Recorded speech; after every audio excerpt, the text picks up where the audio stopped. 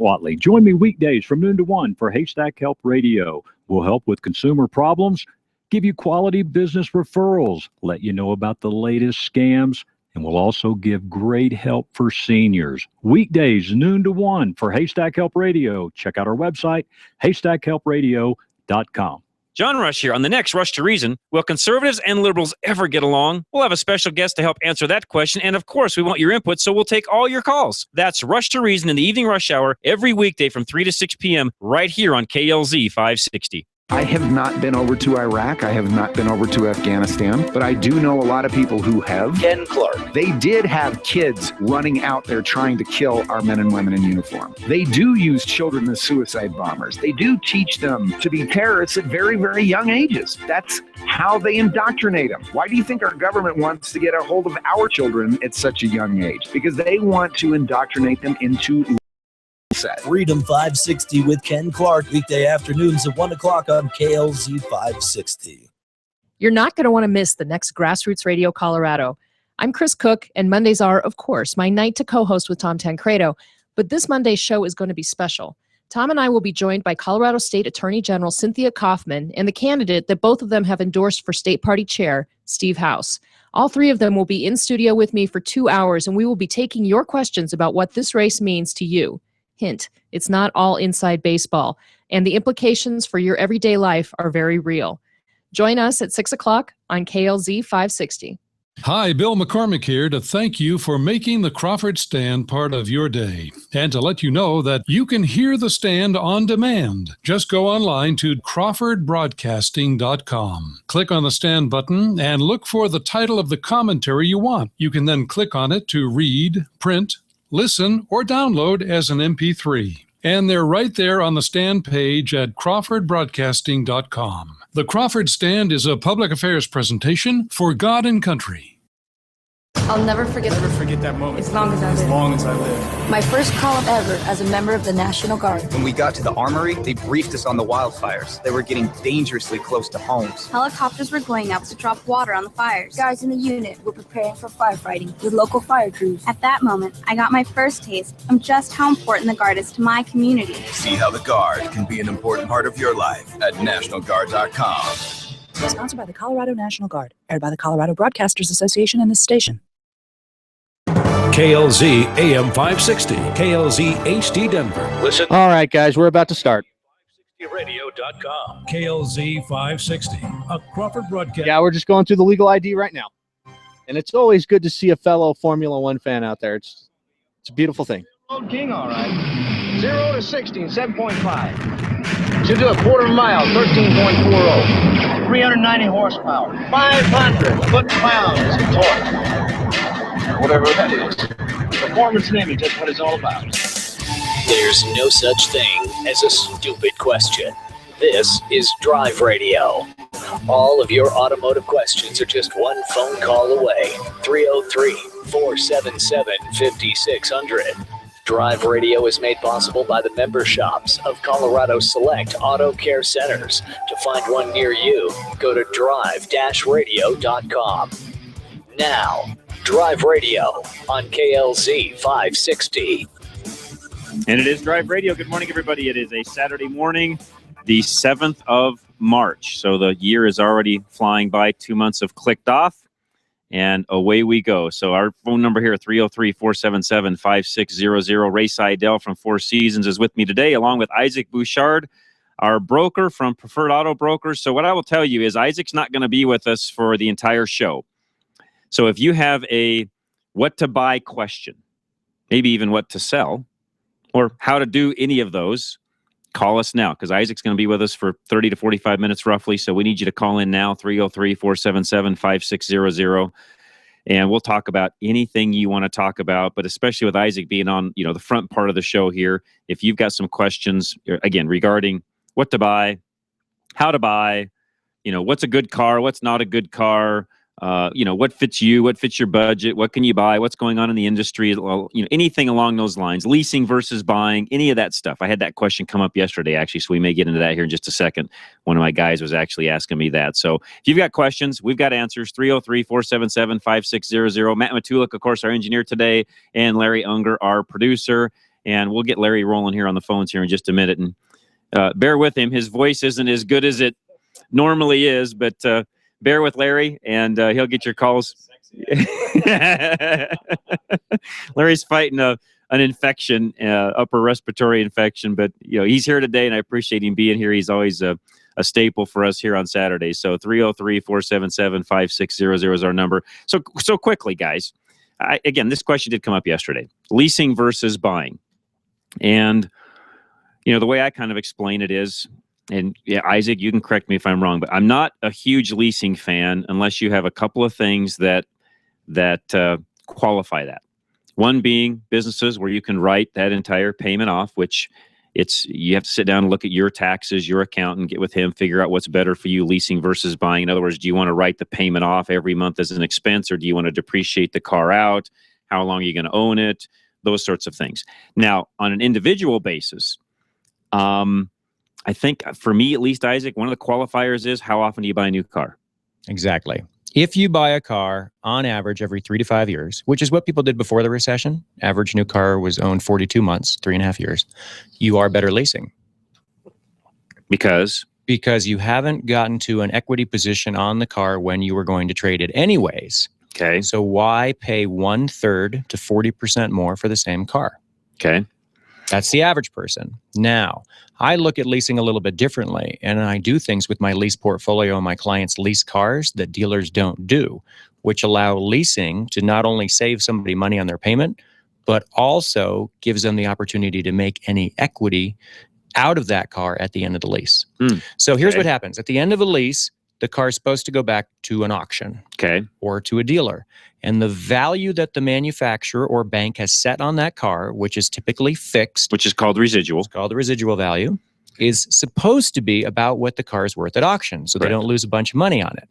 And the difference between auction value and the retail value of a car is, let's just call it $3,000 on average. Okay. So any of these cars at the end of their lease have approximately $3,000 of value in them. Okay. Of equity. But of value to the person who did the lease. Okay. But only if they can properly get that equity out of it. And the challenge is, since they don't own the car, before they can sell the car, they have to buy the car from the lender and pay sales tax on it. That's the normal way this goes. So to the normal person, leasing a car means you turn it in and you do something else.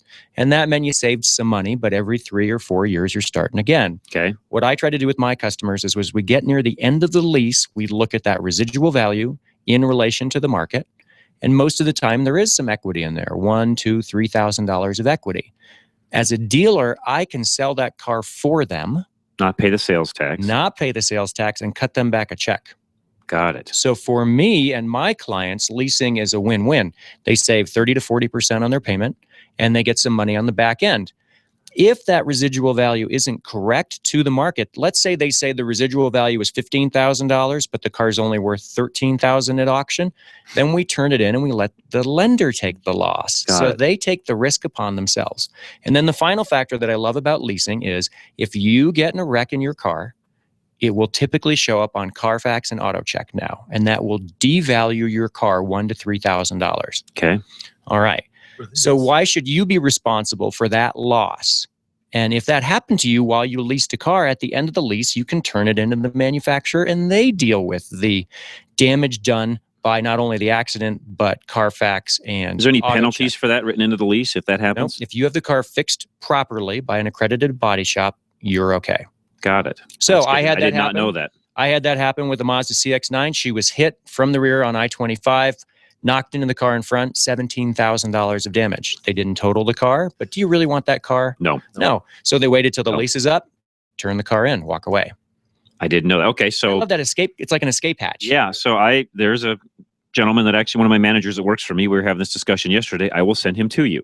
But the average person, and I appreciate that, the average person has to be more careful than that, right? They have to figure out, does this still make sense to them? And what do they do at the end? Do they just give it back to the dealer? Do they buy it out? What should they do? So I think that is like one of the most, and I hate to say but one of the most beneficial things about using a broker is a broker will do this. You're doing all that work for them. And I get a consignment fee when I sell their car. So to me, it gives me a ready supply of 3-year-old cars with 30 to 40,000 miles on That you them can go sell. that I can go sell and don't have carrying costs on. And to my clients, it's an opportunity to make a little bit of money at the end of their lease.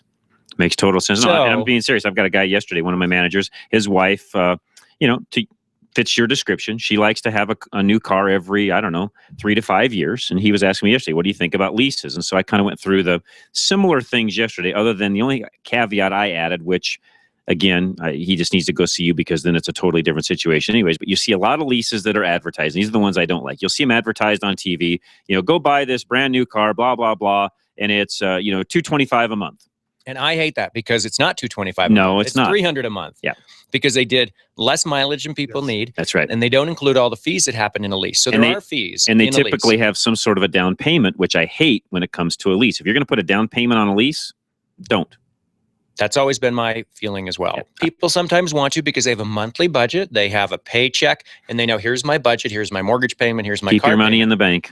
I think so too. But I'm not going to argue with people because it's their money, right, and I want to do what's right for them. That said, if I had my druthers, I wouldn't ever want them to put money down on a lease. Yeah. You put first and last payment or something like that at most and call it good. So typically now, here's what's involved in a lease fee-wise. There's an acquisition fee, which is just a bank fee, and they average about $500 to $600. Okay. And that's always in there. And then at the end of the lease companies have figured out that they want to make money at the end too. So there's typically a disposition fee if you turn the car in. In other words, say, let's get rid of this car fee. Right. Is anybody surprised when the banks would do this? Not at all. So we got about $1,000 in just fees there. Now we got to just take that into account because that means that technically you could be paying $1,000 more for the car than you would if you purchased it. So I just try to point these things out to my customer, and I'll give you an example. Mazda was running an amazing lease. It's already ended, but they ran it for about 3 months, where they had the acquisition fee and the disposition fee, but they had $1,125 if you leased, and that covered those. So the lease became it was a cost wash. neutral, Yeah. and it was 0%. So all you were doing for 3 years is depreciating your car. Wow. And at the end of that lease, if they had targeted that residual value right, we could sell that car and make you some money, or you could buy that car for wholesale. So it was a way to have a 0% 3-year test drive and not actually lose any equity, because at the end, not a bad deal. Yeah. So I did on average 2 to 3 of those Mazdas every month for the past year. Wow. Because it was such a good deal. Yeah, that's a great deal. And Mazda's building some great cars right now. We just saw the new Consumer Reports stuff just came out. And for reliability, Toyota's #1, Mazda's #2. Wow. And Mazda's been up there tied with Toyota for several years now. And so I'd put the two in the same kind of basket. They work very well. Killing They work. Some of the reviews that we've got on Drive Radio, go check them out. All of our reviews are on YouTube. Drive Radio, all one word, is our channel. And we just did some Mazdas not that long ago and just stuck up an Avalon Hybrid and a Jetta. So, we do a wide variety of cars. It's definitely not the same car every week. So before we go to break, Isaac, real quick, used car prices. Up, down, staying the same? Where are they right now? Okay, so everybody thought they were going to drop precipitously, and they did not, but they're still supposed to. The reason everybody thinks they're going to drop, or they were supposed to drop, and they still will, is because we finally sold a lot of new cars over the past few years. And as those cars come back into the market 3 years old, that should push down prices. Just supply and demand. More used cars means lower prices. So I expect to see this summer to fall that we'll see a 5 to 10% drop. We thought we would have already seen it, and we've seen a 2 to 5% drop. So there's probably another 5% to go. Okay. All right. Good to know. All right. We've got some, actually, we can do this. We'll move our break off. We'll just take JR right now while Isaac is still with us. JR, welcome. What's going on? Hey, good morning. Thanks for taking my call. You bet. Thanks for calling us. Yeah, I had a question. Now, there are consumer advocates that say it's an advantage for leasing if you plan on keeping the car. The monthly payments lower, but is that true? So if the you payment, plan on keeping it after the lease, and what are the costs to keep it after the lease? Great question, JR. So in theory, the lease payment compared to a purchase payment will be about 30 to 35% less. Okay, so let's say it's $400 to purchase it. It might be $300 to $325 to lease it. Okay. At the end of the lease, they allow you to buy the car if you want to. And what you need to do is look at what that buyout price is in relation to what the car is doing in the market. Still with me? Yes, I am. All right. So if that value that you can buy the car for is fair, that is somewhere around wholesale or at least below retail, including all the fees then you should probably buy it. And that gave you the opportunity typically to get the car that you wanted, have an affordable payment, and you still can then do a loan on that car for 3, 4, or 5 more years, up to you. And your loan and the lease together might be a little bit longer financing term than it would have been if you had bought the car in the first place. But if it allowed you to get the car you wanted, then I don't see anything wrong with that. And or gave you the ability at the end of 3 years to decide, do I really want this car? Has my, have things in my life changed at this point where I need something different? It also gives you that out that you wouldn't typically have in a car that you buy. JR, does that help you? Yeah. So I would be, if I decided to keep the car, I would have to look for my own financing. Correct. Or write a check for it. Yeah, or buy it out. Or buy it out. Okay. But you shouldn't have any trouble. They'll offer you financing They always right there do. at the dealer, Okay. or you'll get a letter from the same lender. Let's say it's Chase Bank who did your lease. They'll want to finance the car. Yeah, they still want your business. Yes. Because the last thing they want you doing is going and leasing a car from somebody other than them. So they're going to do everything possible to make sure they keep you as a customer. Yes. Okay, I see the advantages of that. And Okay, that is an okay. advantage. Now there is some disadvantages. In fact, we're going to Okay. talk about some of those as soon as we come back. So stay with us. JR, don't go away. If you got any questions for Isaac, please call us or Ray or myself, 303-477-5600. We'll be back right after this. Don't go away. It's John Rush, Drive Radio, KLZ 560. We've all been there. You run to the hood and suddenly realize you don't have the parts you need. Or even worse, you don't know what parts you need. Well, at Napa Auto Parts, we have ASE certified parts specialists that'll make sure you find that right part. One covered by a warranty good at any one of 6,000 Napa locations. Yeah, finding the right part might not be easy, but fortunately, finding the right part store is. Go to NapaOnline.com for the location nearest you. Napa, get the good stuff. Did you know your dealership warranty is not compromised by taking your vehicle to an independent auto care center for repairs and maintenance? The truth is, you're better off going to a local shop like Larry's Automotive, because at Larry's, they can take the time to get to know you and your car. That way, they can take your driving style into consideration. For instance, if you are constantly in heavy stop-and-go traffic at low gear riding your brakes, your needs are different from somebody who regularly drives long distance at highway speeds. Dealerships are required to follow specs that are based on averages and not your individual experience. Trust your car's maintenance to Larry's Automotive and you'll get the best service possible. And their 3-year, 36,000-mile warranty will keep your car on the road for as long as possible. Larry's Automotive is a member in good standing with Colorado Select and Napa Auto Care Centers. Due to construction in the area, please call Larry's Automotive at 303-427-2108 for directions and to set your scheduled maintenance appointment. 303-427-2108. Reliability. It's what every driver wants from their vehicle. Regardless of make or model, you want your vehicle to take you where you need to go. Reliability is exactly what the Colorado Select Auto Care Centers offer. They've set the standard for excellence in automotive repair and maintenance. Each member offers Napa Auto Care Peace of Mind Warranty, along with the highest level of customer service and integrity. To find a Colorado Select Auto Care Center near you, log on to drive-radio.com or call 303-546-NAPA.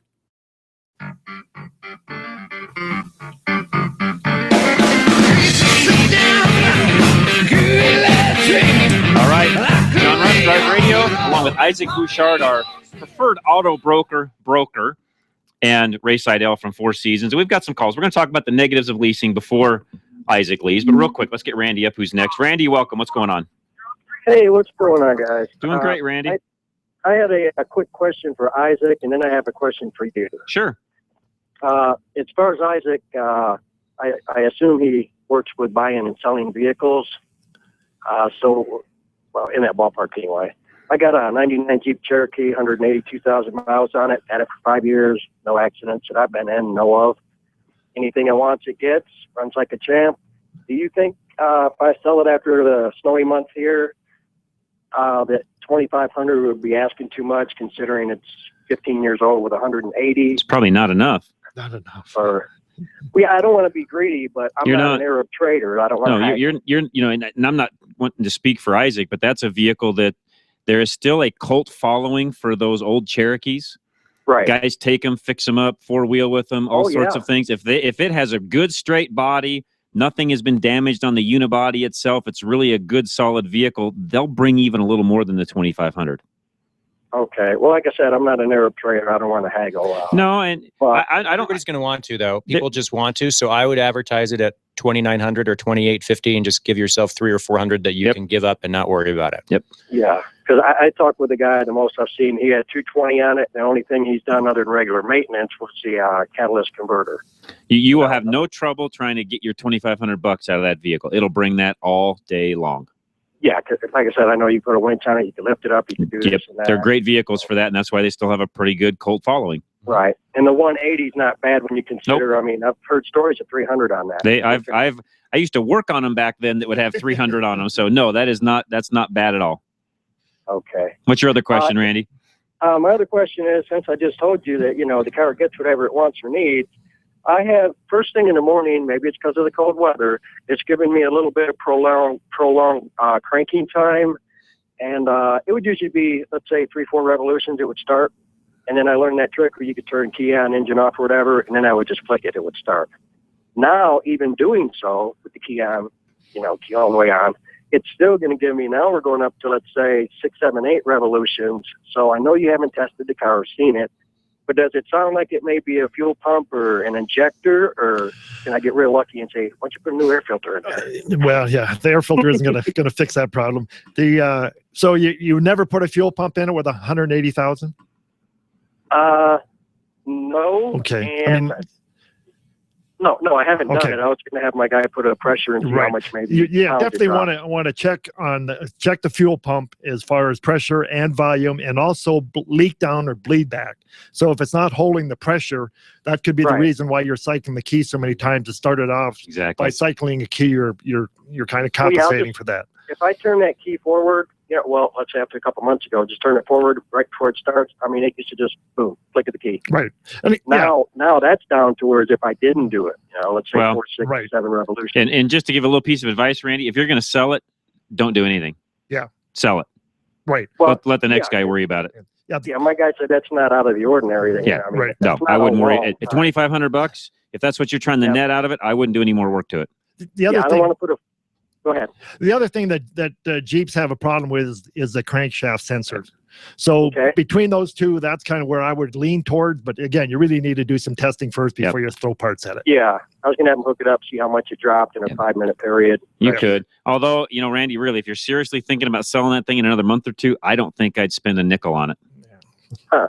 Well, yeah, like I said, I mean, the only thing it has is a small pan oil leak. Yeah, don't worry about it. And that's half a quart in 6 months. Yeah, don't worry about it. Sell it. Don't worry about it. You'll get your $2,500 easily out of that car, and off you go. Oh yeah, I thought so. And if it were me, I'd probably advertise it for 32, 33, and see if I can get $3,000 out of it, because I think you're leaving $500 on the table. That's just my own opinion. It's just the little things: the weather stripping, the door panels. Yeah, that's understandable though. Again, the next guy buying it for what I just talked about, that's not going to matter anyways. Yep, it's dependable. All right, Randy, appreciate it very much. Thanks for the phone call. Let's go to Dave, who's got a question on his Blazer. Dave, welcome. Hey, how you doing this morning? Doing great, Dave. Thanks for calling us. I had an 87 Blazer, and I just put a master cylinder and a brake booster in it. Okay. And I'm wondering, is it possible to get air trapped in that anti-lock brake steel? Yes, very easily. Yes. I did it's got diagonal braking on it, and I followed the procedure. You'll never get it out of there without a scan tool to cycle the ABS system. Is that what it takes? Yep, you've got to cycle the ABS system to get it bled. Alrighty, that answers my question. Okay, there you go, Dave. Appreciate it. Thank you. All right. Okay, so Isaac, before you head out of here, negatives to leasing. Negatives. All right. We talked about the fees, that you're paying a little bit more in fees. One of the most crucial things is to know that it's like a mortgage. It's a compound interest type of financing. So for the first year, unless it's a 0%, you are paying almost all the interest in that first year. So typically year one, you cannot get out of a lease. And therefore, if something changed in your life dramatically, a divorce or you lost your job, something big, health, then you're stuck with that car. And they have some stuff in the contract that they'll work with you, but you could end up owing several $1,000s more than the to get out of it. Right. Here's the other thing, and I want to bring this up specific to Toyota. Every lease company I know, except for Toyota, has something included in a lease called GAP insurance. GAP stands for Guaranteed Asset Protection. And what it is designed to do is pay off the difference between what an insurance company would give you if the car was wrecked and totaled and what the loan balance is or the lease balance. Every lease that I know of except for Toyota includes that. Toyota charges another $300 for it. So if you ever lease a Toyota, make sure you pay the $300 and get the GAP policy. Or make sure your own insurance company has it on that car, or you could be left holding the bag. Now, if we have a lease that has very low interest or no interest, then of course, we're not going to worry about that because you're just depreciating the car every month. You're paying it down. All right. We've also got to make sure that the mileage that you do fits the lease terms. Most leases are either 10,000 miles a year, 12,000, or 15,000 miles a year. And that's total for the lease term. So if you do a 15,000 mile a year lease, they don't care how many miles you do any one year. It just has to stay under 45,000 miles. And if you do more miles than that, you can still lease. I have a lot of realtors they lease, and they do 20,000 miles a year. We just build the extra mileage into the lease up front, so there's no big surprise at the end. Otherwise, you're paying per mile at the end. You're paying more at the end than you do up front. Almost every lease company will give you a discount if you buy your miles up front. Right. So mileage is a big one. The other thing is on the contract, it'll talk about how the car has to be if you go to turn it in. And this has gotten much better. I can remember 10, 15 years ago, they would get you for every scratch, every door ding, every stain on the carpet. Every window chip, everything. They would get really, really, really bent out of shape if you didn't turn them in a perfect car. And what happened was you'd get so angry, you'd go to another dealership and buy another brand of car. So finally, the manufacturers got a little bit savvier about this, and they decided they've already spent marketing dollars to get you to get their product, and they don't want to lose you at the end of the lease.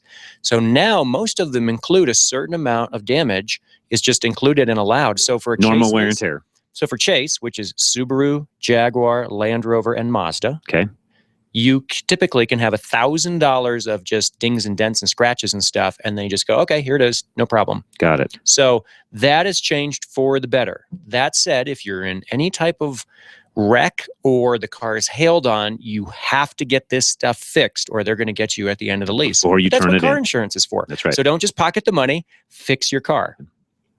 Do they include, I'm guessing though, Isaac, too, if you had bald tires, windshield that's cracked, things like that, those are things that are going to be expected to be fixed before you turn the car in. They'll be on the back of the contract how much tread is required on the tire, and it's usually about half a tread. So you'll kind of time it so that you have tires that have enough tread on it, and they typically will allow some chips in the windshield, but no big ones and no cracks. So if you had a big chip, you get it filled in, and if it's cracked, you probably have to put a windshield in your car. And again, you want to make sure you've got insurance on a lease to make sure that you handle that. And you have to do the standard required maintenance, which brings me back to you guys, which is that we know that dealerships typically pad what they want done on a car or what they suggest you do to your car maintenance-wise, and that's because cars are inherently more reliable now, and they're trying to make up for that loss in revenue for fixing things that broke with things that you don't need to do to your car.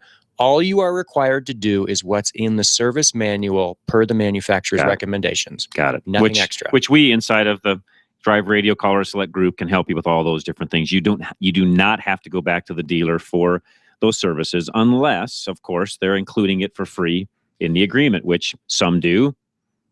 A few do, I should say. BMW Most does. don't. BMW does. I think Volvo still does, and I think maybe Jaguar still does. A lot of these companies came out with these programs for free maintenance and then kind of slowly took them away. BMW still does it. Got it. First owner only. They just Does Audi changed that. still do it? Audi doesn't, but if you lease an Audi, this is really cool. You buy something called Audi Care, which is about $850. They include it in the lease, and they increase the car's residual value 1 percentage point. The effect of this is that you really only paid $500 for Audi Care, and that pays all your services except for brake pads all the way through 45,000 miles. So Got that it. is the bargain of the century, because Got it. otherwise you get about $2,000 in required service per Audi on that car. Got it. What about Toyota? I know some of the Toyotas have Toyota a has 2 and 2-year 24. free maintenance. They kept that after the recession. They started that as a thing to do during the recession to keep sales up, and they've kept it. Okay. Probably because Toyotas don't need much maintenance. Okay, so everybody listening to Isaac, he's going to head out the door right now, but Isaac, first of all, tell everybody how they can find you so that if they've got questions after the show, they can get a hold of you. Yeah, so I carry this thing that I'm going to have an implant put in my head one day, but right now it's still just a phone and a Bluetooth headset.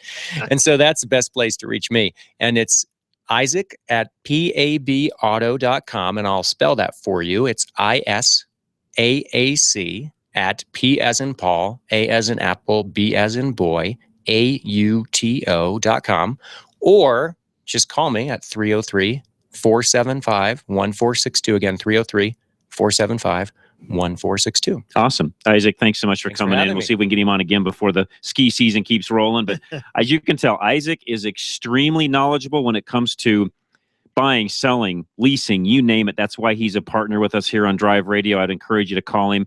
If you forgot or didn't get all of the information Isaac just gave you, go right to our website, drive-radio.com. Click on the sponsor link. Isaac's information is all there.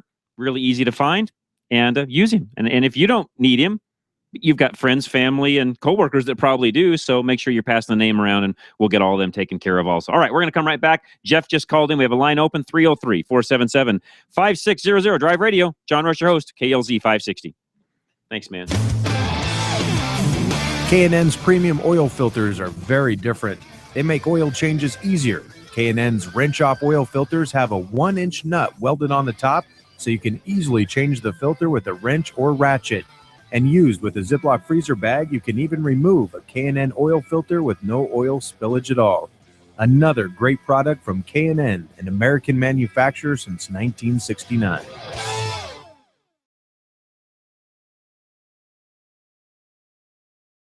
And fuel. Arvada West uses state-of-the-art 3D imaging to align all four wheels of your vehicle. Be aware that irregular tire wear could also cause the need for additional alignment parts. Stop in or call us for our alignment special. Mention this ad and we'll inspect your vehicle and check your alignment starting at $69.95. Call Arvada West Auto at 303-422-1065. Stop by 11752 West 64th Avenue or visit us on the web at arvadawestautoandtruck.com.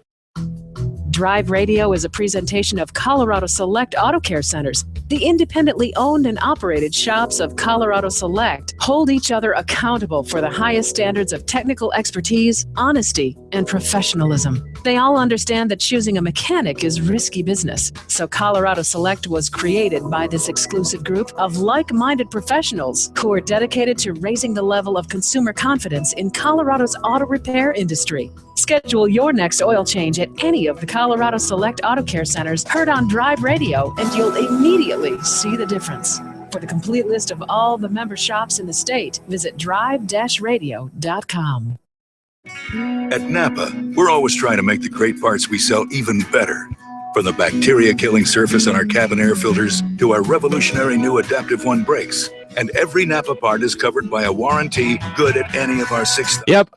Yeah, sorry about that. I'm putting some music back between that on that Quick Tread commercial. So I'm putting some music on it. I took it out of there, so I gotta reconvert it over. So get the good stuff.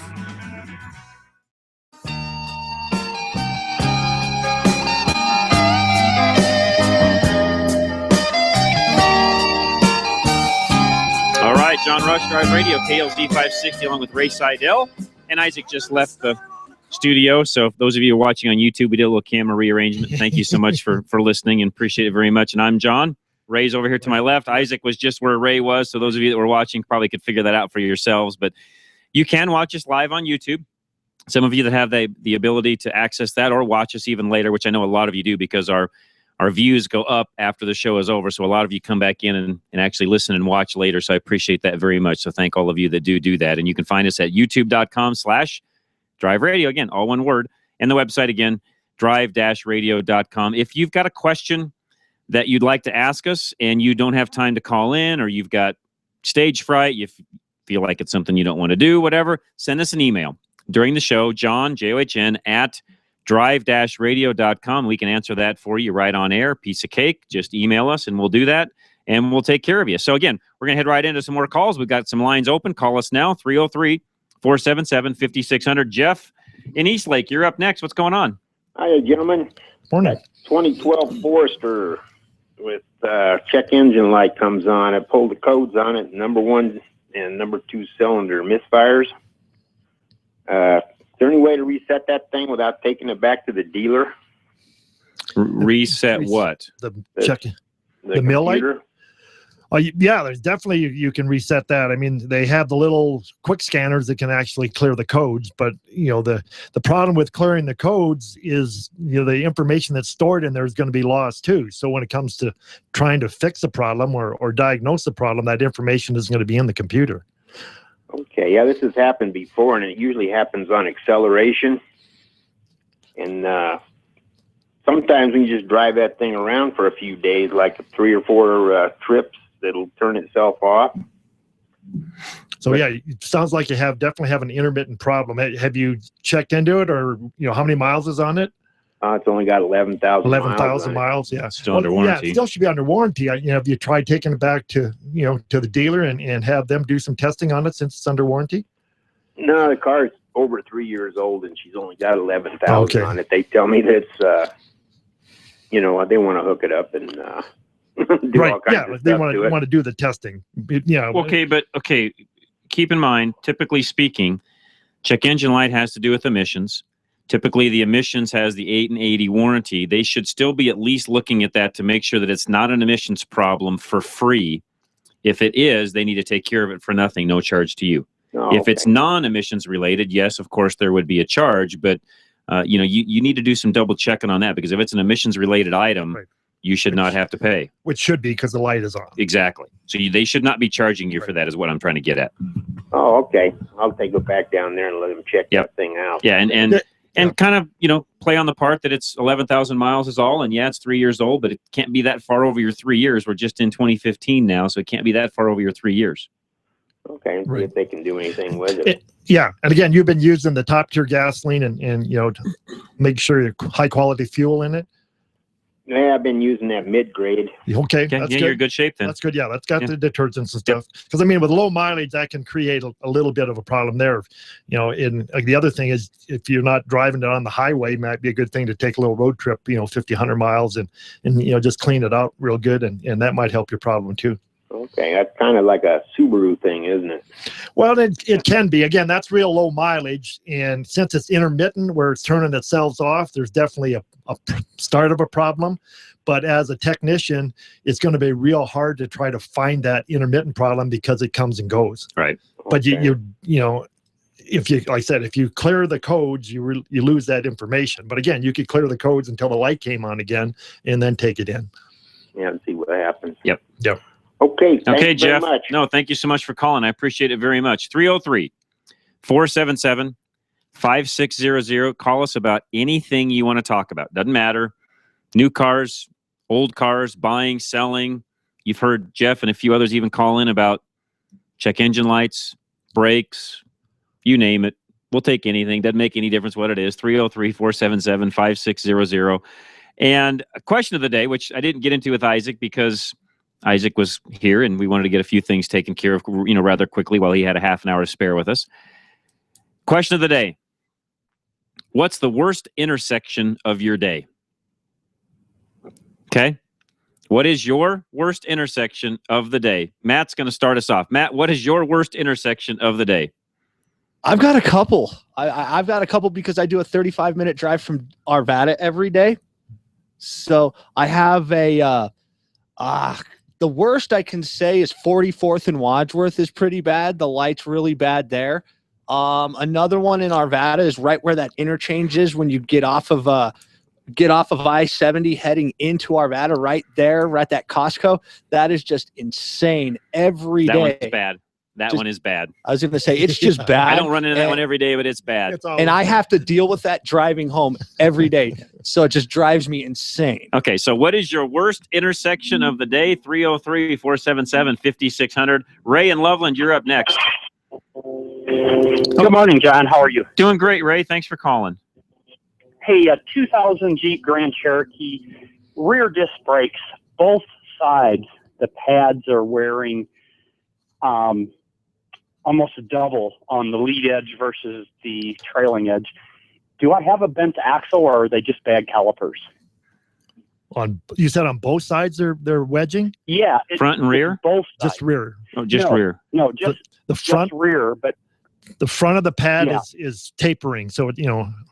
And it is both sides.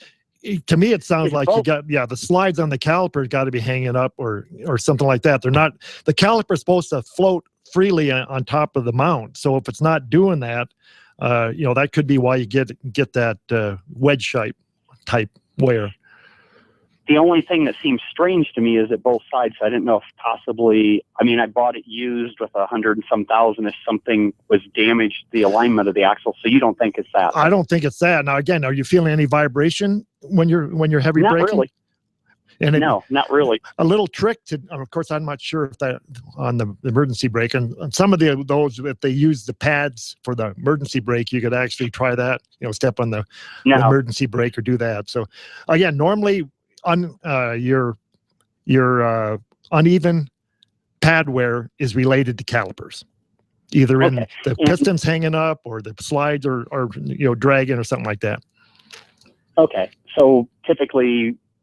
You don't think the caliper itself is bad? Just, I mean, they were cleaned and lubricated the last time the pads were replaced. Well, I said, and what I would do is actually replace the calipers and make sure it. Okay. I mean, that way you know for sure that you got solid hydraulics, and make sure they're nothing's bent, and like you said, the slides and everything are lubricated correctly. And to check the. To check the straightness of the axle tubes themselves, that's quite a process because somebody actually has to take and disassemble the entire differential. There's a tool actually that you then have to use to actually, put what we used to do is we used a 1-inch piece of solid machined stock that we had that we knew was exactly straight all the way through. And then you actually chuck that up inside of the carrier, inside the housing itself where the carrier bearings would be. And then you measure the outside of the tubes to see if there's anything that's bent. It is quite a process. You don't just check that in 4 or 5 minutes time. That's a very involved thing to check. And again, if you're you're getting that pad wear and the brakes are working correctly, you're mainly just losing the pads as long as you don't have any problem. And here's the other thing: over all the years that we did that, I never knew one to have both tubes bent exactly the same to cause any kind of brake wear. Typically, somebody would have an accident or they'd be four-wheeling and knock one tube, do something along those lines. I don't know that I ever saw a complete housing bent in the way that would cause what you're talking about. Okay. We'll do the calipers. I just had never seen both sides do the same thing. That's why I thought possibly there was some alignment issues there. Right. That's a little unusual. Usually have one side wears more than the other, but again, they're basically the same age. So you could be getting, they could be hanging up. The piston and stuff is just not working, not releasing. So you always got pressure on it and the front's taking the brunt of it. True. They're 15 going on 16 years old. Exactly. Okay, gentlemen. I'll give it new calipers, and I thank you for your time. You're very welcome, Ray. Thank you so much. We appreciate it. So that was Ray and Ray. So Ray on the phone, and Ray Seidel here in the studio with us from Four Seasons over in the Lakewood area. And again, call us. We'd love to hear from you. Any question you've got. There's never a dumb question on Drive Radio. What's the worst intersection of your day? And any other question you've got. Lines are open, 303-477-5600. Call us. We'll get you right on air. Mine is all the road construction they're doing on US 36. They have the McCaslin US 36 interchange so screwed up right now. I have no other way to say it. It is just flat out messed up. It is a disaster. The lights are not timed correctly. They've got temporary lights hanging. They're putting in some sort of a diamond interchange where you will actually have a stoplight, then cross over and go the wrong way. So you'll actually cross over, and normally we drive on the right. Well, in this case, you'll actually drive on the left through the intersection. And supposedly it helps traffic flow getting on and off the highway and all this. And I'll believe it when I see it. That's the end design is driving the wrong way. End design is a diamond interchange where you drive on the wrong side of the road. I thought the roundy rounds were bad. This is going to be, if it ends up working, I'll be shocked. Let's just say that. I can't envision how this is going to work out. We must have had a European engineer work on this one, huh? There's one other one in the whole entire country. I believe it is in, I want to say, someplace in Missouri. There's another one that I think they're modeling this off of. I'll have to look that up and see. Wow. But right now, in the midst of all of this, it is the most screwed up intersection you'll run across. But there's other ones like it. So tell me, what major pain in the rear intersection do you have in your day? And we'll just vent a little bit. 303-477-5600. Call us. We'll get you right on air. And so tell us what's your, you heard what Matt's were. Ray, do you have one? Well, mine, I'm only about 5 minutes away from home. I don't have a daily one, but the one that bothers me the most right now is the reconstruction or reconfiguring of I-25 and 6th Avenue. Yeah, it's and the problem with that one is driving through there, you never know what you're going to get. It's kind of like the box of chocolate because they keep changing everything. Like work here, move this, move that. You might have a detour, you might not have a detour, so you kind of avoid that unless you have to come through it. We have more construction going on right now in Colorado than I've ever seen in my entire life because almost everywhere you drive, there's construction. And yet, for some odd reason, we can't seem to fix I-270. I have no idea why.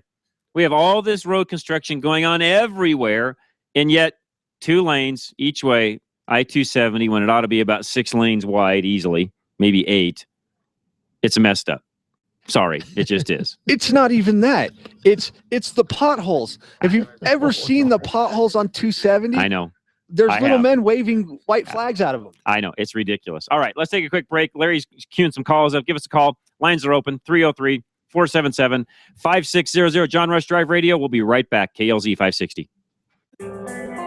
That Quick Tread's playing next. Providing the highest level of service possible to our customers.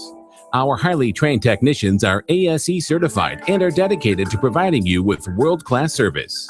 We have years of experience working on both domestic and import vehicles of all makes and models, and will work with you to find cost-effective repair and maintenance alternatives.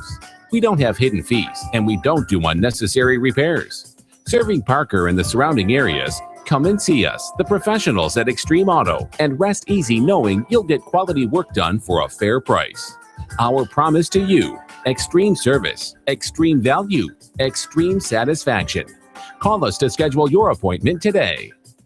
Are your tires unsafe? If it's time to get new tires, don't go to a tire shop. Instead, let Quick Tread bring its mobile tire shop to you.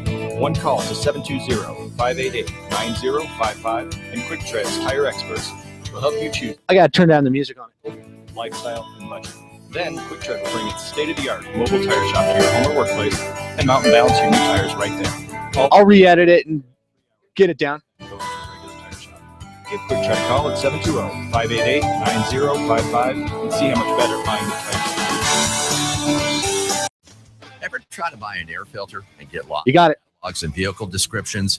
Well, K&N, the inventor of reusable cotton filters, has got the answer to the mess. Just visit knfilters.com and enter your vehicle identification number off your dashboard or car registration, and K&N will show you the filter that fits your car. It's never been easier to buy a K&N, the filter that helps your car run better. Hunting down that hard-to-find part for an out-of-the-ordinary car can be quite a time-consuming chore. Unless, of course, you just go around the corner to your local Napa Auto Got it. where we have over 310,000 parts, all of them made to fit and perform just like the original. Yeah, there are people who say it's the journey and not the destination, but those people have never tried to find an alternator for an 82 Fiat on a Saturday. Go to NapaOnline.com for the location nearest you. Napa, get the good stuff.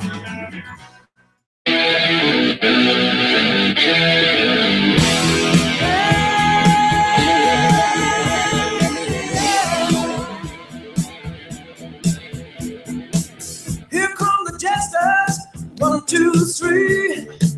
All right, John Rush Drive Radio, KLZ 560. Ray was just asking me, when is the Denver Auto Show this year? Because it used to be in March, but they've bumped it back. It's now in April, and it will be it'll start Wednesday the 8th and run through the 12th, Sunday the 12th. So the 8th through the 12th of April is the Denver Auto Show this year. Yes, we'll be there, have reports from there, and I'll be there for press day on Wednesday and give you all the updates on it the following weekend. We might actually do a remote from there. We'll see how that all works out. I haven't talked to Tim Jackson lately, but we'll see how that works out, whether we can make that pan out or not. But in the meantime, we have one line open, 303-477-5600. Matt, you're up next. What's going on? Hi, John. I've listened to your show for a long time and really enjoy it, and I like your show on the weekdays, too. Thank you, Matt. I have a 97 Dodge Ram 1500, and I'm sending my son off to school with it, and I've changed the oil in both differentials and all that. But okay. on the side of the transmission, it's a manual transmission, 4-wheel drive. There's a plug where I can put oil into the transmission. I've gone to the dealer. I've gone to a Napa store, and they don't know the size of the Allen wrench that I need to loosen that. And I thought, well, with all your experience, you'd probably know. It will be metric, and I don't know if I know the exact size. Give me 1 second, and I'll see if I can look that up. Do you know? I'm not familiar with that either, but it's definitely a hex head or an Allen. It's an Allen, and it looks like it's 3/4 inch or something like that. The one that I'm thinking of is a 50 millimeter. Again, that's the big one, and it's been a while since I've done one of the Dodges, so I'm not familiar with 10 millimeter. So that's a small 10 millimeter hex wrench. Oh, excellent, John. Thank you. I appreciate it. Does that help you? That did. Thank you. Okay, there you go. All right, appreciate you calling in.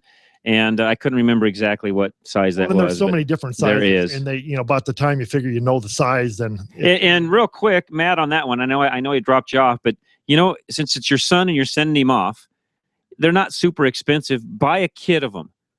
Just buy one that's got the 8, 9, 10, 11, whatever. You just buy an assortment of them and just send him off with those. That way, if something else happens to pop up, even inside of his dorm room, you'd have a set of Allen wrenches there. They come in handy. Yeah, under $20, you can get a metric set. Exactly. Most of them come in a little pouch, and they're not expensive. Go to Sears or Napa or someplace and get your set, and they're really not all that expensive. So that's a great thing to have. So, all right, Wayne is up next up in Greeley. Wayne, my good friend, what's going on today?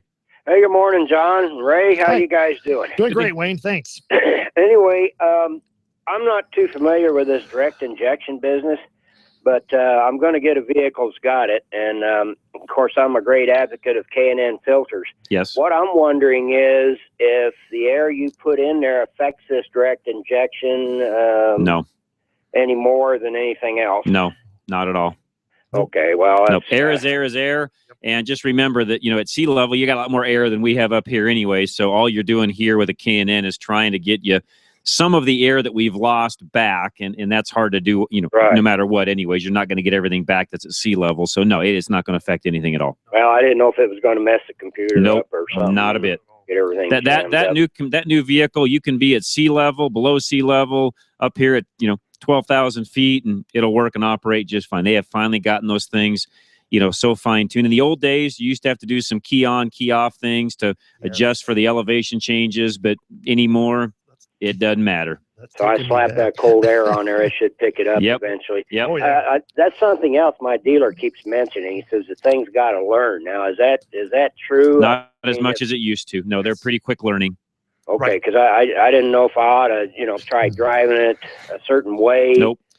So it'll know what I want to do. They can learn, and I'm not exaggerating in this at all, Wayne. A couple of drive cycles, and they can learn that quickly on even who's driving the car and how aggressive or non-aggressive you drive and adjust accordingly. And they're tweaking all the time. Yep. So I mean, you got your basic driver, and then they'll be tweaking it all the time to make little adjustments. Well, appreciate that. Nope, you're fine. I had a gentleman say something to me yesterday that he's redoing a diesel and a 7.3 Ford, and he's doing some bully dog stuff, I guess, and everything.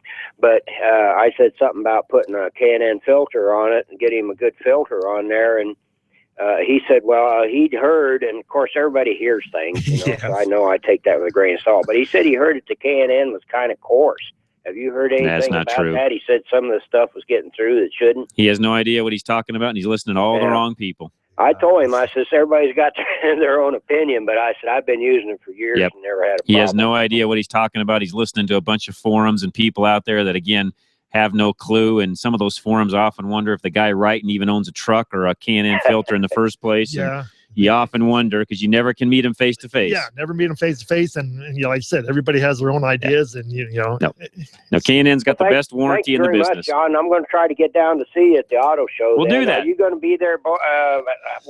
I'm not positive yet. I've got to get a hold of Tim Jackson. He heads that up, and I will tell you in the next couple of weeks what our plans are. Great. Okay, well, you guys have a good Wayne. One. I know it's going to be a little while before you can enjoy this great weather today. Yeah, we're going to get out, and I'll be out enjoying it for tomorrow, for sure. Well, have a good one. Thank you very Wayne. Much for your help. Thank you very much. We appreciate it. And back to the learning of the computers. One thing I was going to add to that, Ray, is 10 years ago, there was a little more learning curve. 20 years ago, there was a lot of learning curve. Today, there's not much learning curve on the computer. Right. No, again, it's just like, a perfect example is on the Jeeps, where you disconnect the battery for a long period of time and it takes you a while to relearn the idle. So, you'll start it up and it'll die a couple of times. Man, matter of, 2-3 minutes or so, the idle is already starting to get where it's supposed to be. You drive around the block and it's already. No, they're so much better today than they used to be. One line open, 303-477-5600. Ed, you're up next. What's going on? Hey guys, you don't have to drive to Missouri. Just come up 25 to exit 7 in Cheyenne. You'll see one of those diamonds. You have one up there, do you? Yep. I did not know that. Years. When I first heard about it, I had the same thing. Well, of course, I don't know if you know, they put a roundabout in here, which is a complete disaster. I certainly don't like that. Don't drive on it. But this diamond, what the trouble was, that intersection, it was just 25 is 2 lanes each direction there. Right. And you have a 1-lane exit ramp. It could be either north or southbound. Okay. But there's 3 big truck stops there. Yes. Got it. Yeah. There's one on the northeast side, and then there's 2, one on the northwest and the southwest side. Okay. So you've got the 18-wheelers actually coming in, going slow, stopping where they have the stop signs and that. And yep, I'm looking at it now. I googled it. I googled it up real quick while we're talking, and yep, you're right. That's exactly what it is. Yeah, so it's actually it has worked. I was surprised. I didn't think it would, but again, what they've done with the roundabouts, certain other things here.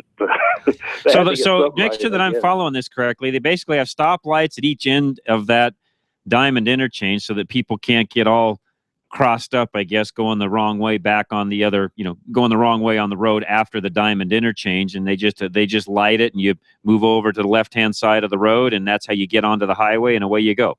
Yeah, or as I say, you're crossing this. It's College Drive is the name of it. Right. But if you're coming, whichever way you're coming, if you've got to get to one of the truck stops on the other side, or if they're coming out of there and want to go either north or southbound. And surprisingly, it works. Interesting. Well, you're giving me a little more confidence today in the one I'm going to have to deal with. So, because I wasn't sure, I'm looking at this thing thinking, yeah, right. Well, I'm sure that there's some way it can be screwed up. It's just like the roundabout here. I mean, that's good point. Yeah, Ed. if you want to watch a comedy show, look at the little presentation they made, how to drive in it. Good point. And, but okay, but yeah, it's not that far for you if you ever come up here. Yeah, I might do that just for grins. It isn't. Yeah. All right. Good stuff. Thank you very much, Ed. Let's get one more in before the top of the hour. Lines open, 303-477-5600. Mike, what's going on? Hello. How you doing, Mike? Hey, man, I'm a little confused. I've got a 98 Infiniti QX4. Okay. It's an SUV with the 6-banger in it. Okay. V6. I can't seem to pass submissions. I've had this trouble the last couple of times I've taken it in, and I've never been able to resolve it. My NOx is high, which is it started off at 2.7. So I did some maintenance, cleaned everything, changed the oil filters, everything I could do myself. I go down to 2.5033, and of course the limit is 2.5. And so basically, I hadn't had time to work on it this week. I put a different tank of gas in and drove it over, and I jump up to 2.9. And I'm like, guys, I'm not doing anything to the car. You're testing it, and it tests different every time I take it in. Well, and it could still be the car. It could be temperature variation. My first thought would be, when's the last time a catalytic converter was put on the vehicle? Hell if I know. Probably when it was new. And how many miles are on it now? Oh, I have like 160. That's probably what's wrong with it. It definitely could be. Yeah. And then on that particular vehicle, make sure you use a really good, high-quality catalytic converter to go back on it. Yeah. Use a certified one. Yeah, it has to be. Don't use some cheapy one, or you'll be doing the same thing again next year. Use a good, high-quality cat, but typically high NOx is bad cat. Right. There's a bad cat. Yeah. Okay. I mean, I'm just. And it would make sense with it changing, also, that the cat's bad, because if it's changing, periodically when you get it tested, that means that maybe it's not warmed up enough. There's not enough metallurgy left in the cat to do its job, and that's why the readings constantly change. Yeah, the cat is the main component that controls NOx. There's other factors, but the catalytic converter is the one that controls most of it. Yeah.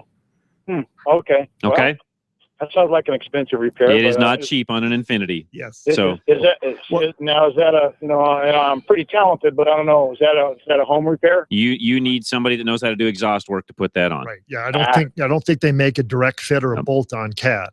If they do, you need to make sure it is, yeah, and hold on to your wallet because that one's not going to be cheap. All right. Sorry, Mike. We got a break that's coming up. We got to run. We got lines open, though. Call us. We'll get you set up for the second hour of Drive Radio. More to come. Don't go away. John Rush, Ray Seidel from Four Seasons, Matt Matulik, my engineer, along with Larry Unger, our producer. We'll be right back. Don't go away. Drive Radio is next. AM 560 KLZ. I dialed my mind. It's not the perfume that you wear. Still haven't had enough? Go to drive-radio.com. Email your questions and comments. Download previous programs and find lots of useful information, including your nearest Colorado Select Auto Care Center. That's drive-radio.com. Thanks for listening to Drive Radio, sponsored by the member shops of Colorado Select Auto Care Centers on KLZ 560. Drive Radio is a presentation of Colorado Select Auto Care Centers. The independently owned and operated shops of Colorado Select hold each other accountable for their highest standards of technical expertise, honesty, and professionalism. They all understand that choosing a mechanic is risky business. So Colorado Select was created by this exclusive group of like-minded professionals who are dedicated to raising the level of consumer confidence in Colorado's auto repair industry. Schedule your next oil change at any of the Colorado Select Auto Care Centers heard on Drive Radio, and you'll immediately see the difference. For the complete list of all the member shops in the state, visit drive-radio.com. Hi, this is Scott Watley. Join me every Saturday from 1 to 2 p.m. for Sportsman of Colorado. We offer a variety of hunting and fishing experts, outfitters, guns and ammo, and archery specialists. We'll also keep you informed of techniques, products, gear, and conservation news. That's Sportsman of Colorado, Saturdays, 1 to 2 p.m., right here on KLZ 560. This is Kim Evans with Lawford Solutions. Join me and Scott Watley every Saturday from 4 to 4:30 p.m. for information pertaining to seniors and their families on Seniors on the Move Radio, KLZ 560. John Rush here on the next Rush to Reason. Will conservatives and liberals ever get along? We'll have a special guest to help answer that question. And of course, we want your input, so we'll take all your calls. That's Rush to Reason in the evening rush hour every weekday from 3 to 6 p.m. right here on KLZ 560. KLZ AM 560, KLZ HD Denver. Listen live at KLZ560radio.com. KLZ 560, a Crawford Broadcasting God and Country station. This is the Blaze Radio News. I'm Brad James. Corruption charges coming for a sitting U.S. Senator. The Blaze Radio's Chris Vermillion reports. I have always conducted myself appropriately and in accordance with the law. The ranking senator from New Jersey, Democrat Bob Menendez, responding as Attorney General Eric Holder gives the go-ahead for the Department of Justice to pursue criminal charges against him. The department alleging he's using his office to push the business interests of a donor and friend in exchange for gifts. I'm Chris Vermillion, the Blaze News. Russia's Federal Security Service reporting they've arrested 2 suspects for the murder of Russian opposition leader Boris Nemtsov. Nemtsov, the most outspoken critic of Russian President Vladimir Putin, was shot in cold blood while walking close to his home with his girlfriend near the Kremlin denying being involved in the murder. Conservatives reacting to the recent Hillary Clinton email scandal. The Blaze Radio's Tom Peace reports. They will stay on it because it is a Clinton. Conservative commentator Charles Krauthammer says the media will stay on the Hillary Clinton email scandal. What this scandal is doing and what the scandal of the millions that came in from outside the governments and the Clinton Foundation is doing is reviving the image of what the Clintons are and how they operate. He says she's running on the Clinton name in the memory of the good times in the 90s, but now she's reviving the downside of the Clinton years. Which was the parsing of words, the skirting of the law, the operating outside of the rules that people might have let go of, but now is back in full force. Krauthammer on the Kelly File on Fox News. A better-than-expected February jobs report has investors nervous, thinking the Fed may raise key interest rates sooner rather than later. When the market opens on Monday, the Dow is down 279 points. This is news on the Blaze Radio Network. Truth lives here. You've been listening to the Blaze Radio News on KLZ 560. Freedom 560 with Ken Clark, now at a new time, 1 to 3 p.m. on KLZ 560. It's a mighty fancy automobile. Oh, she's a real road king, all right. 0 to 60 in 7.5. She'll do a quarter of a mile, 13.40. 390 horsepower, 500 foot-pounds of torque. Whatever that is. Performance and image, that's what it's all about. There's no such thing as a stupid question. This is Drive Radio. All of your automotive questions are just one phone call away. 303-477-5600. Drive Radio is made possible by the member shops of Colorado Select Auto Care Centers. To find one near you, go to drive-radio.com. Now, Drive Radio on KLZ 560. And it is Drive Radio. John Rush, your host, along with Ray Seidel from Four Seasons. And if this is Sunday afternoon, I always have to remind you, please keep listening, but you cannot call in. You can sure send an email, and I know some of you do, and I appreciate that. You can send an email, either just go right to our website. It's the easiest way to do that. Just go to our website, drive-radio.com. Even if it's Sunday or Saturday for that matter, just click on the Contact Us, fill in the box, and it'll get sent off to me, and piece of cake. The other way you can do it is if we're live on air or even tomorrow during Sunday, call us, 303-477-5600, or send me an email directly, John at drive-radio.com. So for you Sunday listeners, thank you very much for listening. The last 2 hours of the broadcast are for you on Sundays. If you missed hour one, which you probably have on Sunday, you can come back, catch it on our podcast. Again, those are at drive-radio.com. The link is there. We put everything up on SoundCloud now. It makes it really, really easy. There's an app actually now that you can put onto your smartphone. You can subscribe to us. It'll tell you exactly when I've uploaded a new episode, and off you go. So it's partially why we move things into SoundCloud. A, it's less server management for me. And B, there's some apps and some things that make it really cool, so it makes it a really easy thing for you to subscribe to and listen to, and I appreciate all of you that do that. So, lines are open. Call us. We'll get you right on air, 303-477-5600.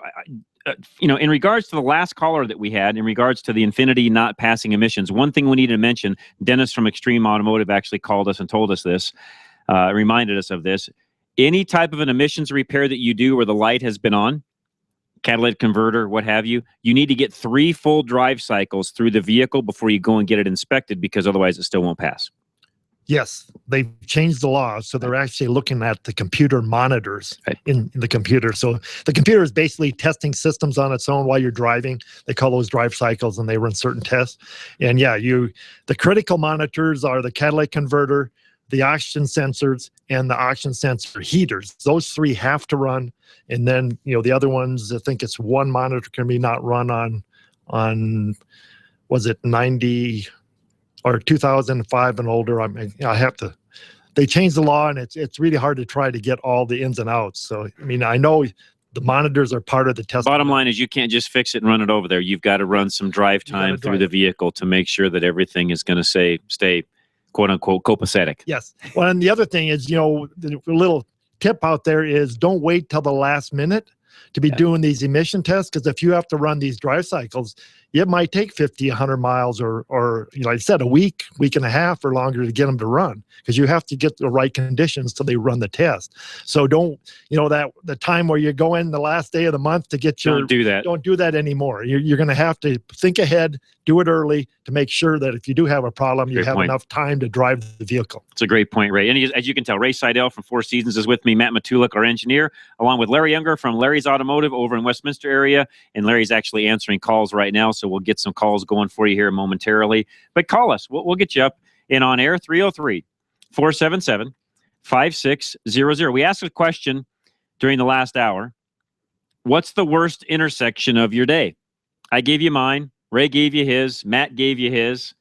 What's the worst intersection? We'd love to hear from you. And a couple of sponsors I want to mention real quick also. We talked about Isaac Bouchard during the first hour. His number, 303-475-1462. If you need a car, buying a car, selling a car, you want to lease versus buy, whatever, Isaac's the guy to talk to.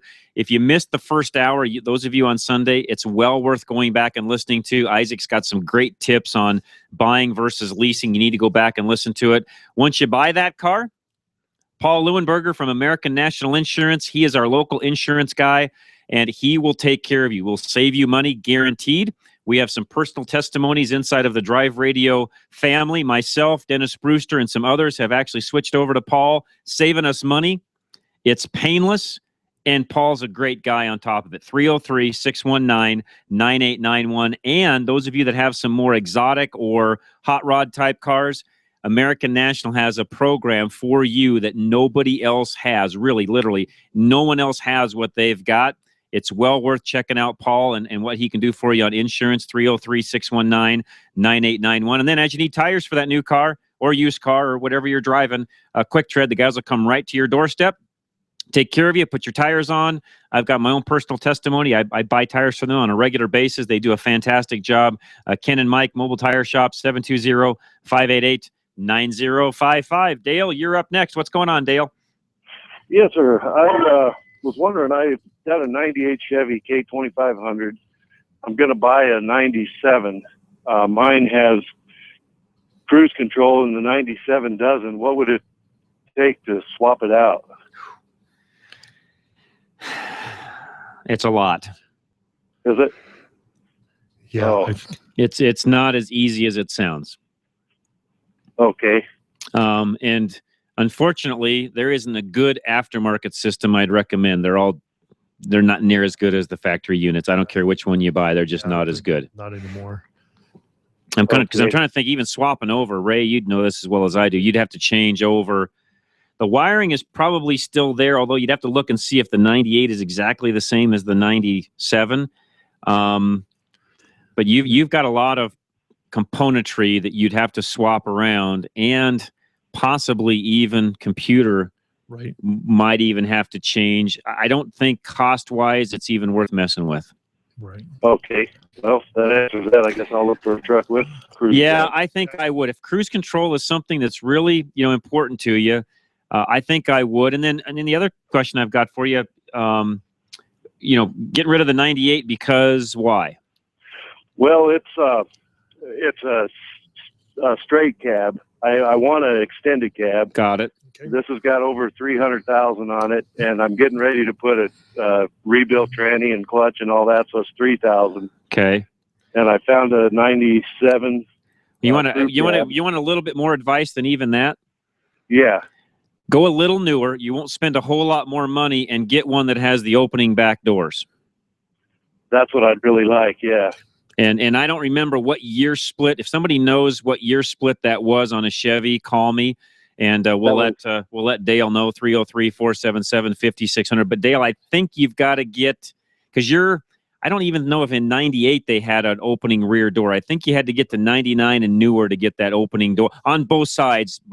Get the rear doors to open on both sides is what I'm trying to say. Yeah, that might be closer to 2,000 for both sides. Yeah, because they did one side.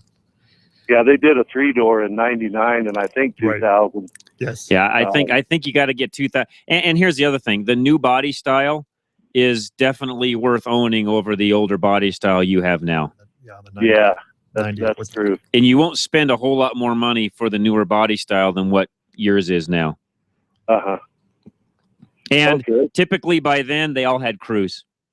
Yeah, most of them. That's right. Yeah, and the extra cabs are actually a little bigger on them too. Yes, they are. Yeah, I've owned both trucks, and believe me, it's well worth owning. If you can afford the extra cash, and it's not a ton of extra cash, but if you can afford it and get up into a 2002, 2003 model, I would.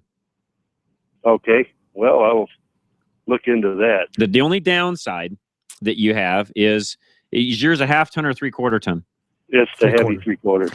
So the only downside is you've got to really look hard to find one of the 500 cube inch motors that matches what you have now. Otherwise, you go to the 6-liter engine, right, or a diesel. Yeah, and I'd rather have a diesel if it's the Duramax. But, yep. But that's still a little more cost, and I'll probably. It is, and you on those.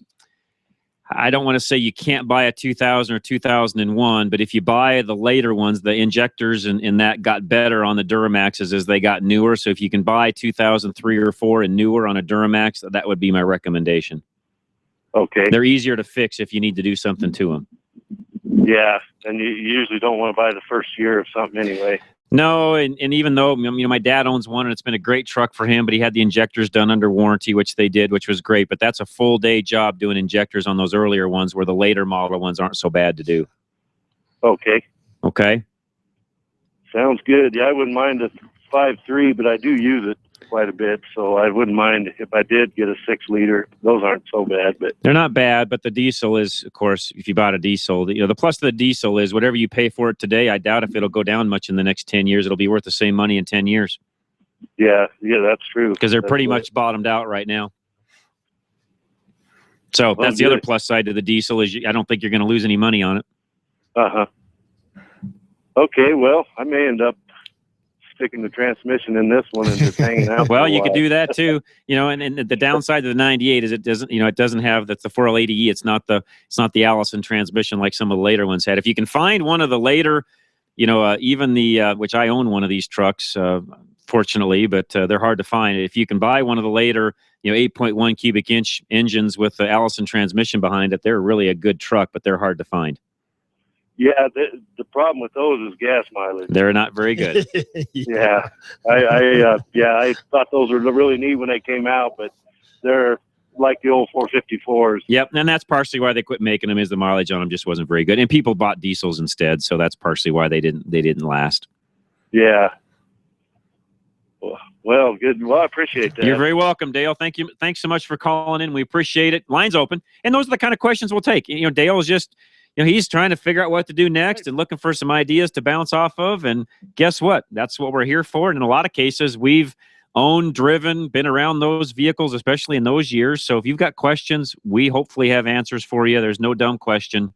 303-477-5600. When we come back, I do have an update on the new Titan diesel that's coming out. I got a little bit of information from my contact at Nissan. So we'll talk about a little bit of that when we come back. So don't go away. Stay with us. John Rush, Ray Seidel, Drive Radio, KLZ 560. Reliability. It's what every driver wants from their vehicle. Regardless of make or model, you want your vehicle to take you where you need to go. Reliability is exactly what Colorado Select Auto Care Centers offer. They've set the standard for excellence in automotive repair and maintenance. Each Colorado Select member currently offers Napa's Peace of Mind warranty, but are now also offering an extended 2-year or 24,000-mile warranty on repair work. You won't find this offer anywhere else. To find a Colorado Select Auto Care Center near you, log on to drive-radio.com or call 303-546-6272. At Napa, we're always trying to make the great parts we sell even better. From the bacteria-killing surface on our cabin air filters to our revolutionary new Adaptive One brakes. And every Napa part is covered by a warranty good at any of our 6,000 Napa Auto Parts stores. Yeah, maybe you don't get this at your average auto parts store, but we've spent the last 80 years making sure we were anything but average. Go to NapaOnline.com for a location nearest you. Napa, get the good stuff. After 30 years of business, Gino's Auto Service is expanding. Hi, this is Jennifer, and my dad owns Gino's Auto Service in Littleton. What does our expansion mean for you? Savings on all our repair and maintenance services. We work on all makes and models, and your satisfaction is always guaranteed. At Gino's, we use genuine Napa parts and are AAA approved. Stop by and see the transformation at Bowles and Platte Canyon, or visit us online at ginosautoservice.com. That's ginosautoservice.com. Your car performs better when things are simple. And it's easy to see how the maze of plumbing under the hood can slow it down. A K&N AirTake system replaces the maze with a single custom engineered tube. The result? A guaranteed increase in horsepower, a dramatic increase you can actually feel. Visit K&N website to look up the extra horsepower available for your vehicle. K&N, an American manufacturer since 1969.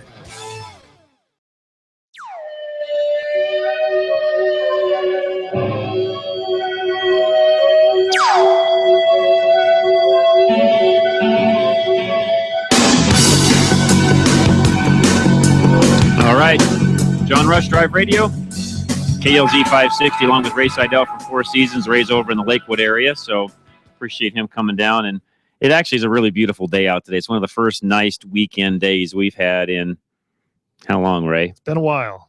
At least 3 weeks, I think. It's been a while for weekends. So those of you that are out running around, enjoy it. Be careful. Yeah. Do whatever you're going to do. There's, I don't know about the rest of you, but I'm looking outside and there's still a bunch of white stuff on the ground. And at my house, there definitely is still some white stuff. So I don't know how much I'll be able to get done today when I get home, but plan on cleaning out my garage and doing a few things from all the crud and muck that drips all over everything. It just drives me crazy. But at any rate, give us a call. We'd love to hear from you. 303-477-5600. Call us. We'll get you right on air. Lines are open. That doesn't happen very often, especially at 11:20 on a Saturday. So if you've got something you want to talk about, Ray and I are here, and we will talk about it with you. Again, 303-477-5600. In the meantime, the new Titan diesel, that's Nissan's truck, and they're putting a 5-liter Cummins V8 engine in it. I don't know exactly when it will be available, but it will have a 12,000-pound towing capacity. It will basically be a heavy half-ton type of a truck. It's not a full 3/4-ton truck, but it will have the ratings of a 3/4-ton truck. What I mean by that is it's not an 8-lug wheel, it's a 6-lug wheel, but it's longer. They've redesigned the entire truck. It's got more of an aggressive look to it. It'll come in 3 different cab combinations. It's a good-looking truck. I actually like it, but the best part about it is the new Titan diesel that's going to be coming out in it. And will we see some this summer? Potentially, and I may have some more information for you on that once we get through the Denver Auto Show next month. But it'll be interesting to see how well that truck does. I think it's going to be a fantastic seller for Nissan. My gut feeling is I don't have any quotes on this from anybody, but I'll bet you it's a 20 mile to the gallon truck, or probably even a little better.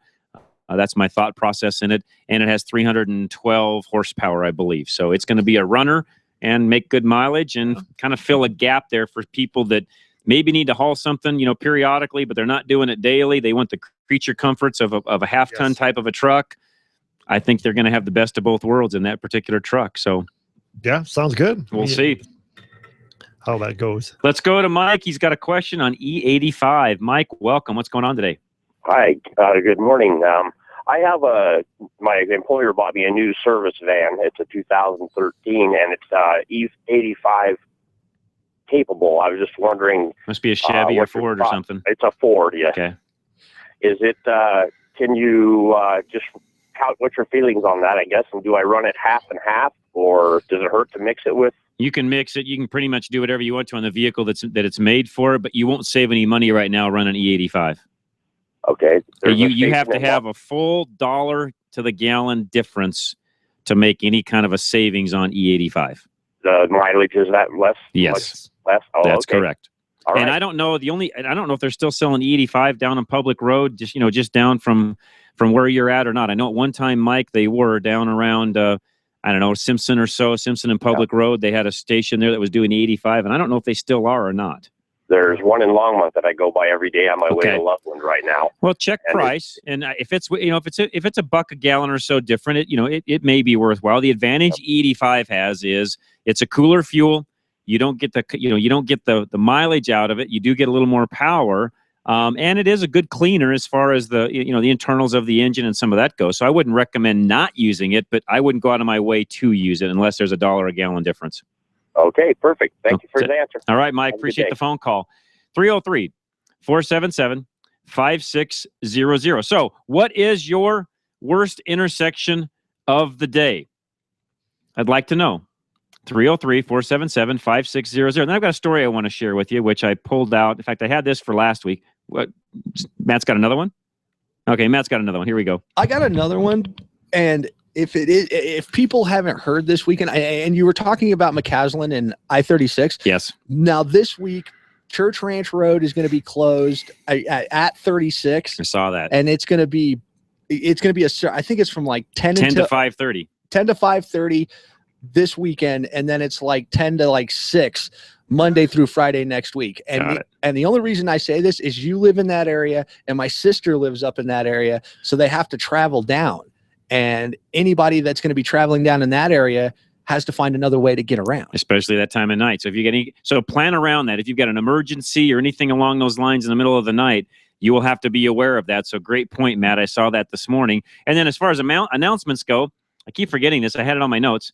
Daylight savings starts again tonight. Yes. Okay. In other words, we're going to go into daylight savings tonight. So we jump ahead an hour. Spring forward. Which I wish they would just leave that way all the time, because I hate the short daylight hours in the winter. I hate it getting dark at 4:30. Well, I hate changing the time. It seems like it just messes you up. Go one way or the other. Getting used to the time change, and they change it again. So you're always in that, We have daylight savings now longer than we used to, because we go now from this until, I think, what is it, the first week of November, I want to say now. Yeah, so what is that? March, April, May, June, July, August, September. So 9 months now we do. Yeah. So at least the downside is, to your point, Ray, we just changed, it seems like. Yes. Which we did in November. We've gone through a little bit of winter now, and it takes you, 2 weeks or longer. I wish they'd just leave it. Yes. So here's a story.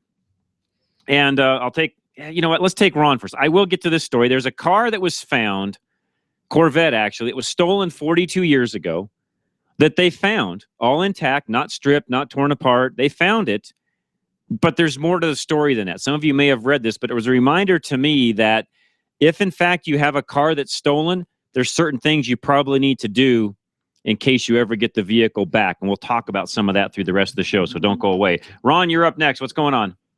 Yeah, I'd like to know if you guys have run across any kind of gear oil that you can cut down a little bit on the whine in a transmission. What vehicle and what transmission? Oh, I hate to tell you, it's a motorcycle, so I'm cheating. That's okay. You're not cheating. Yeah, it's got straight cut yes. gears in it. Right. Have you tried the BG gear loop treatment in that? No. That's one that I've used before, and that seemed to help with motorcycles. There's two I would try. What Ray just said was one of them that I would try. Uh-huh. And then Lucas Oil also makes a good straight cut gear oil to do just what you're talking about. Oh, really? Yes. Oh, okay. And that's LU, Lucas, what is it? LUCOS? Yeah, Lucas, right. Uh-huh. Yeah, you don't know what the name of it is? Well, if you give me just a second, I could probably pull their website up here real quick. And this is basically a whine on deceleration. I've totally gone through the gearbox or through everything. It's actually LUCAS. I'm sorry, I said that wrong a minute ago. It's not OS, it's AS, LUCAS. Gotcha. And I think if you go to Motorsports, I'm looking here. I think they've got. I'm looking through here real quick. Familiar with the Lucas motorcycle products. So they do have an actual motorcycle products. So they've got chain case oil, foam filters, motorcycle oil, synthetic oils, transmission oil. So they've got a full line of motorcycle products. Okay, good. Ron, I would just go to their website, look it out. And I believe Larry and Ray, you guys can answer this better than I. Isn't some of the Napa stores locally carrying some Lucas products? Yeah, Larry's shaking his head. Yes, he thinks some of our local Napa stores are carrying some of the local products, get them for you. or at least can get them. Okay, or the BG, and you call that a gearbox? It's a gearbox additive. Okay. There's two of them, the older one for manuals and the newer one. But yeah, a gearbox additive, and it comes in a 4-ounce tube, and you wouldn't have to drain anything if you could just try that. Again, and see.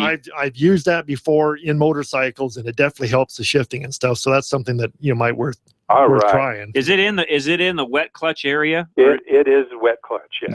You might make sure you read on the BG bottle if in fact that will work with the wet clutch. That's the only thing I was going to say on that one is sometimes they can affect the wet clutch. I was just looking at Lucas's website. They have an oil that does in fact work with the wet clutch. So just be aware of that, because you don't want to damage the wet clutch system. Sounds good. Then the BG, they're in town here. I'm sure you can look online and give them a call, and they'll give you all the specs on it too. Exactly. Sounds like a winner. Okay. Thank you. Thank you, Ron, very much. We appreciate that. And Lucas, I need to probably do a little more work on them, because they would make actually a really good sponsor, because they have a really, really full line of products, and I like their products. They work really, really well. And again, you can find some of those at your local Napa parts stores. Let's go to Don, who is next. Don, welcome. What's going on? All right, gentlemen, how you doing today? We're doing great, Don. Got a question for you. I had my transmission flushed recently at Arvada West. I was just wondering how they do that. Do they use a little dipstick tube, or is there some other method of doing that? It's actually a very, I don't want to say this, integrated system where you literally take off transmission cooler lines, and the machines that we buy have, gosh, I don't know how many different line adapters, Ray, 30, 35 adapters. There's a bunch. You have to make one. Or you make them, yeah. You find the adapter that fits the particular car that you're working on. You take the cooler lines off, and there's an inlet and outlet to the machine, just like the cooler line, so you know the flow of what's coming into the cooler versus going out of the cooler. And then the machines we use actually have a bladder built into it. So what you do is you put all of the new oil sits on top of the bladder. And then as we hook the machine up and you start the car up, the old transmission fluid pumps into the bottom of the bladder, thereby pushing all of the new fluid out through the out tube back into the car, and that's how it flushes. Oh, okay. So you just kind of keep doing that till it comes out clear? It's all automatic, and you run a little more through it than what the vehicle actually takes to get a little bit of a cleaning, if you would, to it. Yeah. And we put some additives and other things in it to also aid with that. But it's a process. It takes probably, when it's all said and done, it's a good 2-hour process by the time you're all said and done with test drive and everything. Sure, yeah. Well, that's good. Yeah, I just kind of wondered about that after I picked it up. I wondered how they did that. Yeah, it's a machine, and the machines are not, for those of you listening thinking, oh, that sounds too easy. Why am I paying so much money? Well, the machines are about, I don't know, $5,000 or so now, and you've got to do a certain amount of those to make that pay. Right. Yeah, you get what you pay for. That's right. And you use everything done right. And you use 4 to 6 more quarts than the capacity of the transmission, so there's an added little extra cost on there too to flush it out to get all the old fluid out. Oh, okay, good. And I got an intersection for you.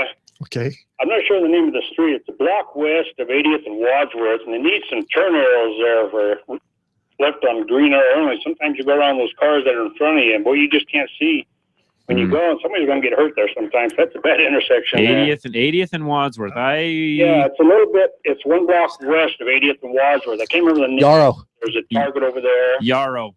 Yeah, when you're sitting at that turn ready to go left, you have to kind of sneak around the car that's across the street getting ready to go left. Yep. You have to hope there's nobody coming. Yeah. Those are not good intersections at all. Those are bad intersections. They are. Okay, thank you very much. Hey, no, Don, thank you very much. So what is the worst intersection of your day? And then when we get back, I'll finish up with a story of the vehicle that was stolen and recovered, I believe it was 42 years later. We'll talk about that also, and I'll give you some tips on what you need to do even for 42 years when a car has been stolen. We'll come right back. Don't go away. John Rush, Ray Seidel, Drive Radio, KLZ 560. At Arvada West Auto, we know that fluids are the life of your vehicle. Right. My brother goes to Pomona High School. It's right there. Oils to coolant. I know that one so well because I have to help my dad pick up my brother. Sort out what your vehicle needs and when it needs to be serviced. Stop in or call us at Arvada West Auto, 11752 West 64th Avenue, 303-422-1065. You can visit us on the web at arvadawestautoandtruck.com. Are your tires unsafe? If it's time to get new tires, don't go to a tire shop. Instead, let QuickTrip bring its mobile tire shop to you. One call to 720-588-9055, and QuickTrip's tire experts will help you choose the best tires for your vehicle, lifestyle, and budget. Then, QuickTrip will bring its state-of-the-art mobile tire shop to your home or workplace and mount and balance your new tires right there, all while you relax and enjoy the 3 hours you didn't spend going to a regular tire shop. Give QuickTrip a call at 720-588-9055 and see how much better buying new tires. Your car is trying to tell you something. By the way, you have difficulty getting into gear or into reverse. By the way, it hesitates when you step on the gas. What your car is trying to tell you is that you need to go see Larry's Automotive and Transmission right away. Regular scheduled maintenance is the best way to avoid costly repairs or replacements, but if it comes to that, Larry's Automotive and Transmission has the experts you want working on your vehicle. They do all their work in-house using premium quality parts, and they use local vendors whenever possible. If a rebuild is necessary, Larry's ASC certified technicians will do it themselves rather than order and wait up to a week for a replacement to arrive. Larry's Automotive and Transmission is a member of the Colorado Select family of Napa Auto Care Centers and ATRA, which means their repairs are covered under warranty all around the country. Due to construction in the area, please call Larry's at 303-4 303-427-2108 for directions and to schedule your appointment. 303-427-2108. When your car is telling you something, take it to Larry's Automotive and Transmission, the best service possible. A 3-year, 36,000-mile warranty on every auto repair says so much more than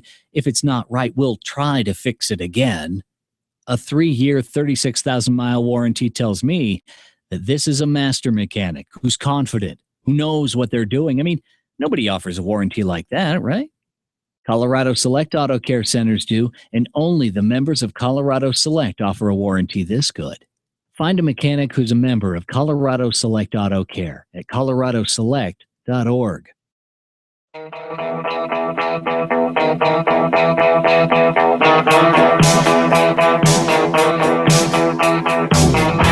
right, Drive Radio, John Rush, your host. My dad just texted me too and said that the motorcycles, they actually, the engine oil and the transmission typically are all one. They use straight cut gears because they're the strongest, but they make some noise. Yes, they do. And he's right. So, but Lucas has some really good products on that. So, anyways, finishing up with this story. Okay, I'll do that in a second. John, callers are always first, so you guys keep calling in. I'll get to the story at some point. John, you're next. What's going on today? Yeah, listen, I'm thinking of putting fog lights on a Chevy Malibu, a 2012. Is it worth the price to put them on? Are they a good thing to have? I love fog lights. You're talking to a guy that I have always been a big fog light believer. I like them a lot. And you have to buy the right fog lamp and have them installed correctly to work properly. But if you do, they can be the difference between night and day in a really bad snow or fog storm. Really? Yes. Okay, I'm going to have them put on at the Chevy dealership. Here's the key. Here's the key, John, to fog lights. You have to buy a high-quality light because the cheap ones are junk and they just don't work very well. So you got to buy a high-quality light.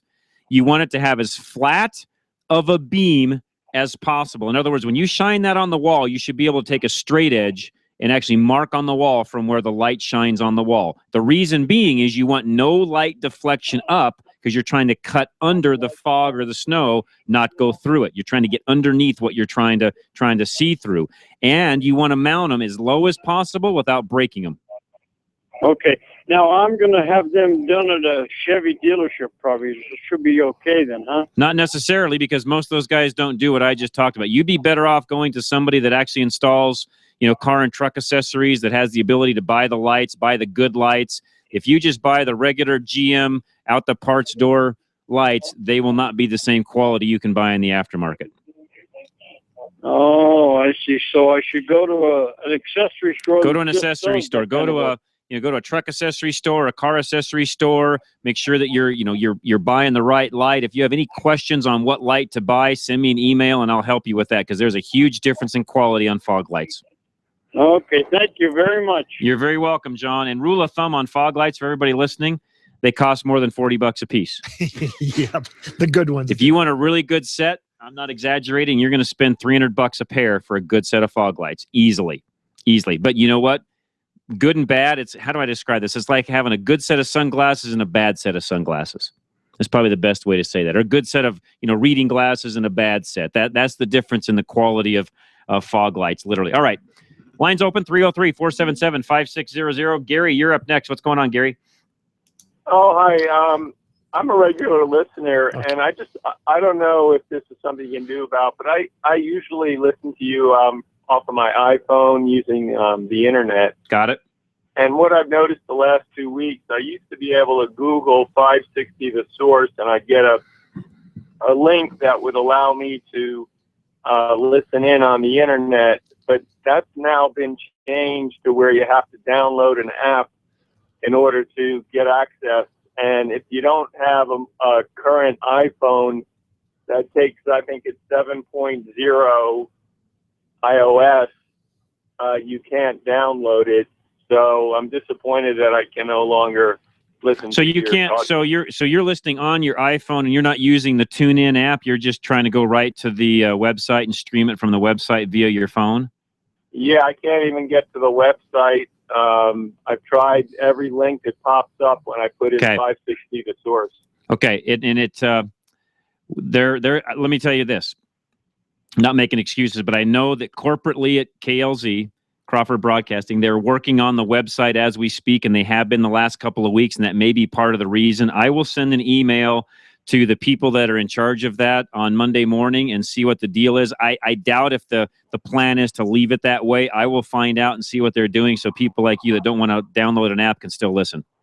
Well, I it's not that I don't want to. I would love to, but you have to have a version of the iPhone that's 7.0 iOS compatible, and that's the problem. Got it. No, I did not know that. I appreciate you telling me very much, because if one person's having that issue, I'm sure there's somebody else in corporate will want to know about it, and we will do our best to get that fixed.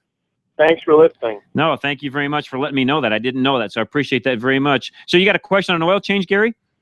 No, I just didn't want to have to try to explain what I wanted to ask you about. That's fine. No, not a problem at all. So is there anything else we can do for you? Are you good on everything else? No, just keep up the good work. All right, man. Also, I like your weekday program, too. It's great to have a talk show where you can actually call in versus your competitor, Michael Brown, who doesn't even accept phone calls. It's not a talk show. It's a listen show. Thank you, Gary. I appreciate you saying that. Thank you very much. I'll pass that along also. Gary, thanks so much. And thanks to all of you that do listen during the week and on the weekends both, and some of you that have been listening during the week and now tuning in during the weekends and vice versa. Thank you for all of you that do that. And Gary, yes, I do appreciate you calling in. That was not I didn't look at that as a complaint call at all. I will send that on to the folks at management and see if we can get that fixed. They're doing some updates to the KLZ website, so I will definitely get that fixed. Right. You always want to make it easier. And I mean, exactly. So yeah, and they appreciate that information just like we do as business owners. You can't fix what you don't know is wrong. You got to know, right. What's the problems are so you can address those. It's never a knock. It's information we need. I appreciate it. Even like that, when you have a complaint in your business, you want that information so you can make it better. Yeah. And so Gary and some of you out there listening, if anything like that in the future ever comes up, never hesitate to drop me an email. Just john@drive-radio.com. Send me an email, and I'll do my best to get that fixed. And again, to Ray's point, I can't fix what I don't know about. So, and I have the app and all of that, and I do listen through it, so I didn't know there was any changes there. So please let me know if anything else like that comes up in the future. Kenny, you're up next. What's going on? Not too bad.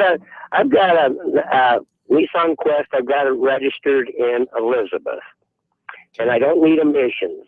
But I went out to an auction a couple weeks ago and bought a new vehicle, and I'm either wanting to sell it or give it away. And I heard about these roadside emissions where they register this. Can you give me some locations to some of those guys? Well, so let me back up here just 1 second. So you live in Elizabeth, out of the emissions area, and you're wanting to know if you need that for the vehicle you're selling or the vehicle you're buying. No, for the vehicle that I'm selling, I bought a car at an auction that's got emissions, so I don't need to worry about that. Got it. But this vehicle here, I got a 99 Nissan Quest. I thought about driving it until I could put it out, but I've got a check engine light on it. It's going to cost me $400 or $500. What I would do if I were you is sell it out of your area. So if you sell that from Elizabeth, where you're at, out of the area, let somebody know it's not going to pass emissions. It's a tow-away type vehicle. Buy it at your own risk, sort of a thing. I wouldn't spend any money fixing it. Let the next person worry about that, and you would be fine doing it the way I just said. But for other people's because with this roadside emissions testing, call it, versus going to the emissions place, that's going to save you $26. It does, and if the light's on but it still passes, it will pass on the roadside. But if you take it into a lane, if the check engine light is on, it will not pass. I thought that had changed this year. No, it did. That is the change. If the light's on, it will not pass. Yeah, I said they definitely changed that. And what to your question, Kenny, you can go on the web to Air Care Colorado, and they will give you a list of where those remote test lanes are, where they schedule them to be, and then you can drive by those. That's what I was going to do. So the website was Air Care Colorado. Yeah, Air Care Colorado. Okay. And again, for those by the drive-bys or the remote ones, you need to do that 2 or 3 months before you need to get your plates renewed. So it's you got a year to do it. But again, you can't just go out there the week or so before you need to get an emission test and expect to, that's going to get into the system. Right. Yeah, I understand that. And you can't do go through it and go around the block and go through it again. It's like two pass tests within a week or so. I mean, there's a time limit. They tell you that in the Air Care website. Yep, it's there right now. In fact, the next week's Monday through Thursday, and then they do a different one on Friday. So that it's actually up on the website right now. So you can go Monday through Thursday, 3/9 to 3/12. And it'll tell you exactly on the map where those vans are going to be located, and away you go. Right. Yeah, I was just hoping, because I don't have the web or anything. I thought, well, maybe for all these other folks listening, just to learn where those places might be. Well, again, you can go and get the Air Care Colorado, give them a call. I'm sure they probably give you that information on the phone too. Yeah, they probably would. The closest to you this next week, just so you know, from what I can see to Elizabeth, is going to be at basically the Fox Field interchange, Road 88 and 83. There's a ramp there that it's going to be at this week. Oh, wow. Well, for me, I now live in Denver. Okay. And my registration's not up until June. Got it. There's a bunch inside of Denver this week. They're all over. Oh, they're all over? Yep. Okay, that's what I need to know, and the website works for me. Thank you. Sounds great. Appreciate it very much. Thanks for the call. Let's take a quick break. Tom in Broomfield, you got a question on oil filters. Hang with us. We'll get that as soon as we come back. John Rush, Rayside L Drive Radio, KLZ 560. At Napa Auto Parts, we've been the most trusted name in auto parts for over 80 years. Probably because we've never stopped looking for ways to make the great parts we sell even better. It's a commitment to quality you'll find in every one of our 310,000 parts. From the bacteria-killing surface on our cabin air filters, to the patented damping mechanism on our drive-align belt tensioners, to our revolutionary new Adaptive One brakes. And Napa parts are covered by a warranty that's good at any of our 6,000 Napa Auto Parts stores nationwide. Yeah, maybe you don't get this at your average auto parts store, but at Napa, we've spent the last 80 years making sure we were anything but average. To find the Napa Auto Parts store nearest you, go to NapaOnline.com. Napa, get the good stuff. With over 125 locations in Colorado, southern Wyoming, and western Nebraska, there's only one place to get the good stuff: Napa Auto Parts. Your wheel alignment can affect tire wear and fuel mileage that will cost you more for repairs and fuel. Arvada West uses state-of-the-art 3D imaging to align all four wheels of your vehicle. Be aware that irregular tire wear could also cause the need for additional alignment parts. Stop in or call us for our alignment special. Mention this ad and we'll inspect your vehicle and check your alignment starting at $69.95. Call Arvada West Auto at 303-422-1065. Stop by 11752 West 64th Avenue or visit us on the web at arvadawestautoandtruck.com. Reliability. It's what every driver wants from their vehicle. Regardless of make or model, you want your vehicle to take you where you need to go. Reliability is exactly what the Colorado Select Auto Care Centers offer. They've set the standard for excellence in automotive repair and maintenance. Each member offers Napa Auto Care Peace of Mind Warranty, along with the highest level of customer service and integrity. To find a Colorado Select Auto Care Center near you, log on to drive-radio.com or call 303-546-NAPA.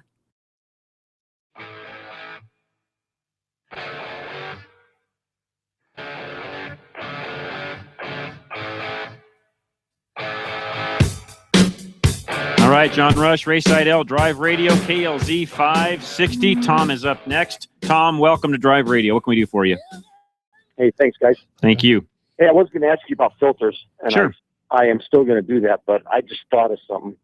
I just bought a 1970 Challenger RTSE. Okay. And I had to buy it as a basket case. Now, I want to get the title registered in my name. Okay. And back in the old days, I'm talking the 80s, the 90s, whatever, they used to have an emissions test to... You don't on that car now, because that car you can register as a collector, get your 5 years worth of plates. You have to pay the registration fee the entire 5 years on the front side, but that's how you would go in and do that car. Okay, and then I can finish it up and paint it and do all that stuff with it in my name and all that good Exactly. And yeah, the other then you get the title changed over to your name. You don't need to license it. So you don't have to. No, you could just pay the registration fee and get it. But if it were me, knowing what the rules are now on that, I think I would go ahead and do it now. Just that way, you're grandfathered in. If there's any other changes on down the road, not that I see anything on the horizon, but if it's there now, get it. Yep. You never know what's going to happen down the road. Exactly. Especially with emissions. And it won't be that expensive for you to do that, so I would just do it. Okay, that's what I plan on doing then. Then the other one is filters, oil filters. Mm-hmm. Now, I used to always buy Napa. I used to always get their gold. Yes. But I want to switch over to premium because I always use Mobil 1. Right. Which, of course, I won't use in the Challenger because of the camshaft. But I would use a higher zinc, whatever. But I don't want to pay the money for the Napa Platinum. And I was wondering, like a Wix filter. I heard Wix filters were really good. And Wix makes the Napa filter, but I don't know that you're going to save any money buying a Wix Platinum or the Wix top of the line versus the Napa Platinum. And I said the gold filter is above and beyond. So I wouldn't see a problem just using the gold filter with your Mobil 1. Okay. I used to always do that, but then the Napa guy was telling me that if you're using synthetic oil, the Platinum has got a specific filter. It does. Formula. It's a different medium. What vehicle are you running this in? Oh, I'm running them in. I've got 2 Lexuses, a Nissan truck. And, buy the Platinum filters for it. Buy the Platinum. Yeah, I would. You're talking about $5 difference in the filter cost. Right. And one point is if you're not going to go to that 8,000 mile interval, the gold filter is fine. If you're changing to 5,000 miles, the gold filter is fine. If you start pushing that interval, then you want to use the Platinum filter because it gives you better coverage. And the difference between the two is the media or the material. Yeah. Media, drainback valve. There's all sorts of changes in the Platinum. But the gold filter is going to work fine. You just can't go to that super extended interchange. But I'm one of these guys that, when it comes to filtration on the engine, for the little bit of difference in price for an engine in both those cars, that's probably $10,000 by the time you put an engine in it. Is it really worth skimping on $5 to $8 on the filter? Right. No, it's not. And again, the Napa Gold filter is made by Wix, so that Platinum filter is made by Wix. Yeah, and if you can save money, buying a Wix premium, I don't know what their top of the line filter is called. I'd have to go look it up real quick. Well, the last one I just got was a premium, but I don't know if they make like you said, I think that the Wix premium is actually the gold filter. Yeah, let me look here. I've got the box right here. It doesn't even say premium on it. And you kind of go by the Wix numbers. If you actually go on the Wix website, they'll put on there, but most of the Wix filters are the gold filters. Okay. That's their main filter. Is the Napa Gold is the Wix main filter, their premium filters. And again, I used a computer to tell me when my oil changes up. So it's, and that's averaging right around 5,500 miles right now. So you're right in that range. Again, so if I'd use the Platinum or whatever Wix, and I can look real quick on their website, but I would use whatever their top of the line filter is in a Wix brand, or the Napa, whatever they've got that's equal to that. Well, and if you're going to hang on to these vehicles, a little trick that you might try, depending on what kind of relationship you have with your Napa store, is go in and tell them you want to buy half a dozen Platinum filters and see if they'll give you a 20% discount. Point. That's a good point. Yeah, one point right around April, they had like 50% off. There you go. And at that time, it was like 3 years ago. And I'm now running out of my. Got it. Well, the Wix is their premium, like their Platinum filter in the Napa line, is called a Wix XP. Okay. Wix XP would be the equivalent to the Napa Platinum. But then again, with all the deals that Wix gives Napa and so on, if you can go out and find a Wix filter cheaper than a Napa, I will be extremely surprised. Napa is very competitive as far as their filters. But I'm saying, if you go into your Napa store and buy a bunch of them, they'll wheel and deal a little bit. I'm sure they will. Okay. Tell You him Ray bet. said to do that. Yeah, exactly. There you go. What did he say? Tell him that Ray and John said, told you. yeah. That's right. No, I mean, seriously, tell him that, over in Broomfield, go over to Cole. He owns the Broomfield store. Go see Johnny Garcia over there. Tell him you listen to the radio show on a regular basis and tell him you want a deal, and he'll give you one. Yeah, I guarantee they'll give you a deal if you buy half. Yeah, a dozen. Johnny Garcia is the manager over there. Go talk to Cole or Cole's sister, who's the manager there, and whatever, and they'll take care of you. Guarantee it. Okay. That's where I get all my stuff from, so they'll handle you. Oh, you go out to Broomfield to get your stuff? My parts come out of the Broomfield store. Okay. All right. Well, appreciate it, guys. All right, you. Tom. Thank you very much. Appreciate that. Let's go to Paul, who's up next. Paul, welcome.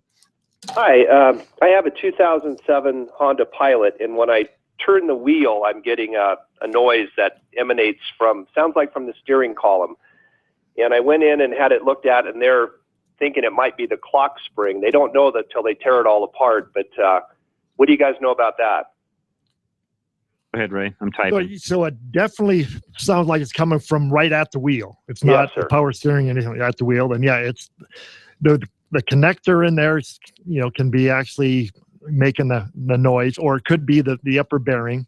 Sometimes get a little bit dry, but if it's coming from that area, that the clock spring is normally the component that starts to make that noise. Is that an extensive repair? Extensive? Well, it can be. The price of the parts are quite expensive, so you have to remove the steering wheel. Disconnect your battery to decharge the airbag system, and then remove the steering wheel, and then replace steering column work on airbag vehicles is getting more and more expensive all the time. Yes. Okay. And my second question is, they're recommending the timing belt on this vehicle be changed at the 60,000 mile interval, but Honda maintenance doesn't require that quite yet, and they claim it's Colorado being extreme driving conditions. I already have 75,000 miles on it, and I certainly don't want it to explode on me in there. But what's your feeling on that? On an 07. Look, I've got a book in front of me that our friendly Alan Stefan from Gates actually dropped off for me just for this reason alone, so I don't even have to look on the computer. It's way easier. So it's a 2007. What engine? It's a 6-cylinder. So it's a 3.5. It is saying 60K for severe, 105K for normal service. And I would say that there's very few normal services in our area. So 60K is your interval. So So I kind of agree with them. It's something you probably want to do proactive rather than reactive. And, if you're going to keep the vehicle, especially, would definitely do it. Then you don't have to worry about it for another, 70,000 miles. Okay, guys, you've been big help today. Thank you very much. You're very welcome, Paul. Thank you so much. We appreciate it. And this is a nice little book that you guys can't see. Actually, you guys can see it on YouTube. I'll show you. So there's a little book that Alan dropped off, and it helps out really well. So when I want to look something up really quickly, instead of having to look on the computer, I can just run in and grab it. And set this over here for now, Ray. And the back.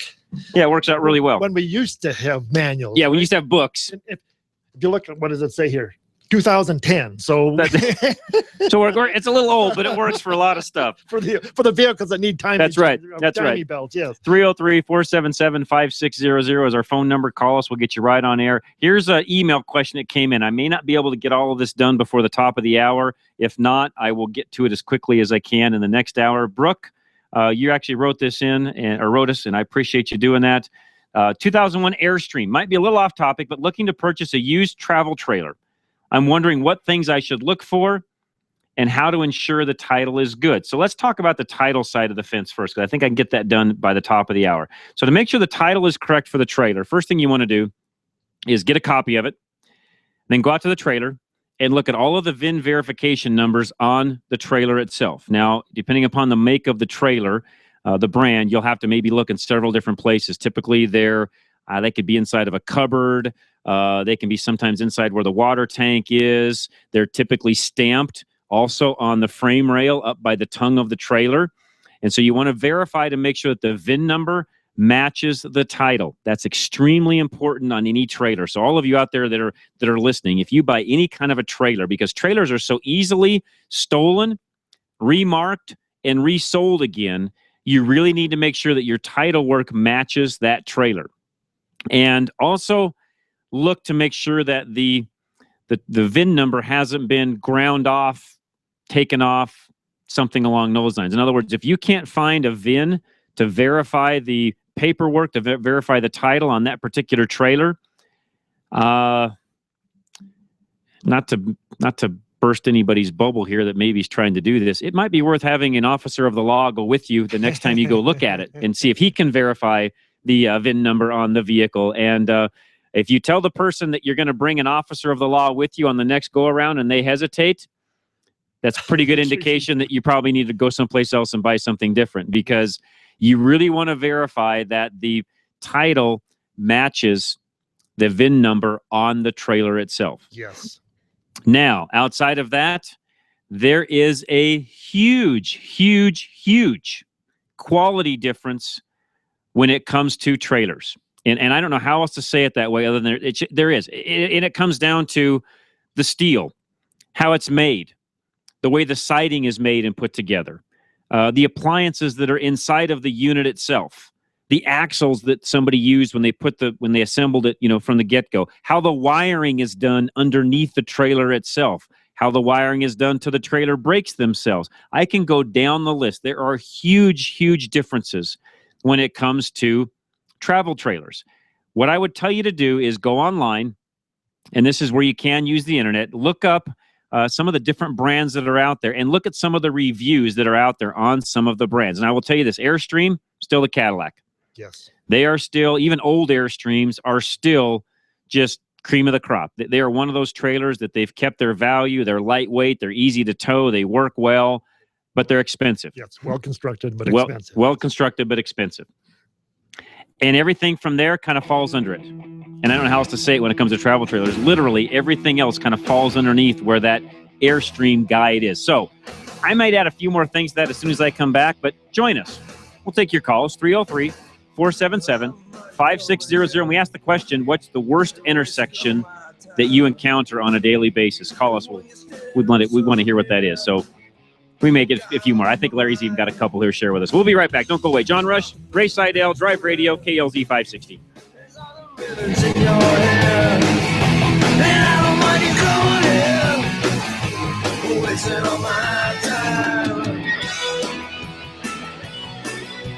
Still haven't had enough? Go to drive-radio.com. Email your questions and comments. Download previous programs and find lots of useful information, including your nearest Colorado Select Auto Care Center. That's drive-radio.com. Thanks for listening to Drive Radio, sponsored by the member shops of Colorado Select Auto Care Centers on KLZ 560. Drive Radio is a presentation of Colorado Select Auto Care Centers. The independently owned and operated shops of Colorado Select hold each other accountable for the highest standards of technical expertise, honesty, and professionalism. They all understand that choosing a mechanic is risky business. So Colorado Select was created by this exclusive group of like-minded professionals who are dedicated to raising the level of consumer confidence in Colorado's auto repair industry. Schedule your next oil change at any of the Colorado Select Auto Care Centers heard on Drive Radio, and you'll immediately see the difference. For the complete list of all the member shops in the state, visit drive-radio.com. Hey everybody, Randy Corcoran from The Morning Show, back on Monday to talk about the pressing issue, the question that's on everybody's mind around the city. Did you miss me? My thanks to Joe and Dan America, Jimmy Sangenberger, producer Woody Lawrence, great callers and guests for holding down the fort. So much has happened. The Republican wave caved on the Obama illegal, unconstitutional amnesty, just like I said they would. King v. Burwell, the arguments are done. Could the decision in June be the dagger in Obamacare? If so, what's next? Bibi in the halls of Congress. Oh, so awful, so disrespectful, so against protocol. And now, Colorado sheriffs suing the governor over pot. They say Hickenlooper is ordering them to violate federal law. I'm boiling over with things to talk about. Can't wait to hear from you. Traffic and weather with Woody, and I'm back Monday. Join me on Wake Up with Randy Corcoran, 5 to 8 a.m. on KLZ 560. Hi, this is Scott Watley. Join me weekdays from noon to 1 for Haystack Help Radio. We'll help with consumer problems, give you quality business referrals, let you know about the latest scams, and we'll also give great help for seniors. Weekdays, noon to 1 for Haystack Help Radio. Check out our website, haystackhelpradio.com. Freedom, liberty, truth.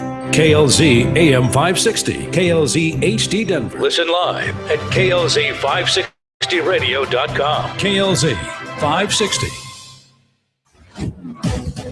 This is the Blaze Radio News. I'm Brad James. The FBI will consult local law enforcement on terrorism recruitment tactics. The problem is that the ideology can permeate anybody, anywhere, including those that are outside the Muslim faith, as we've seen recently. That's former FBI counterterrorism agent Tim Clementi. The FBI advising and educating local cops on what to look for as radical Islamic terrorists continue to recruit in communities and neighborhoods in America. Clementi telling Fox and Friends who is most at risk of being recruited by the radical terrorists. I would say young kids that are either looking for answers in life or want to belong.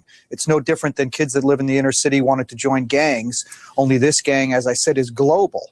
And so it's not just the poor and underprivileged that have this problem, unlike those that are in urban communities. This is individuals that can come from wealthy families, could be well-educated, as we've seen with the report on Jihadi John in London. Corruption charges coming for a sitting U.S. Senator. The Blaze Radio's Chris Vermillion with the latest on the story. I have always conducted myself appropriately and in accordance with the law. The ranking senator from New Jersey, Democrat Bob Menendez, responding as Attorney General Eric Holder gives the go-ahead for the Department of Justice to pursue criminal charges against him.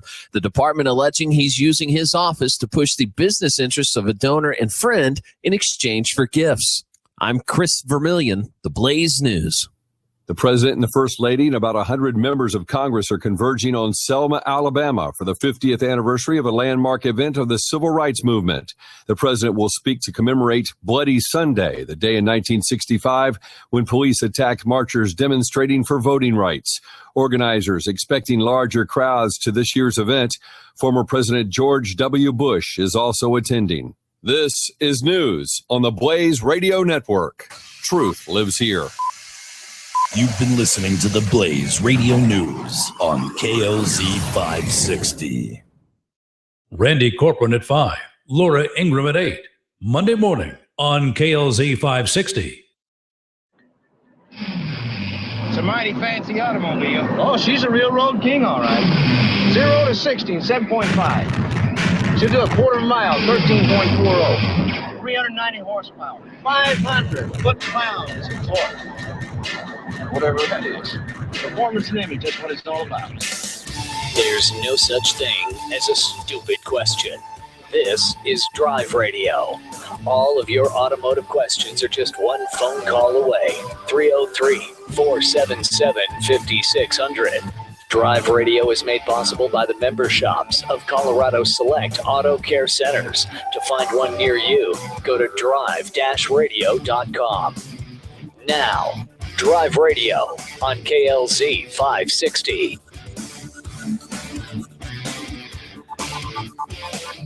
Drive Radio.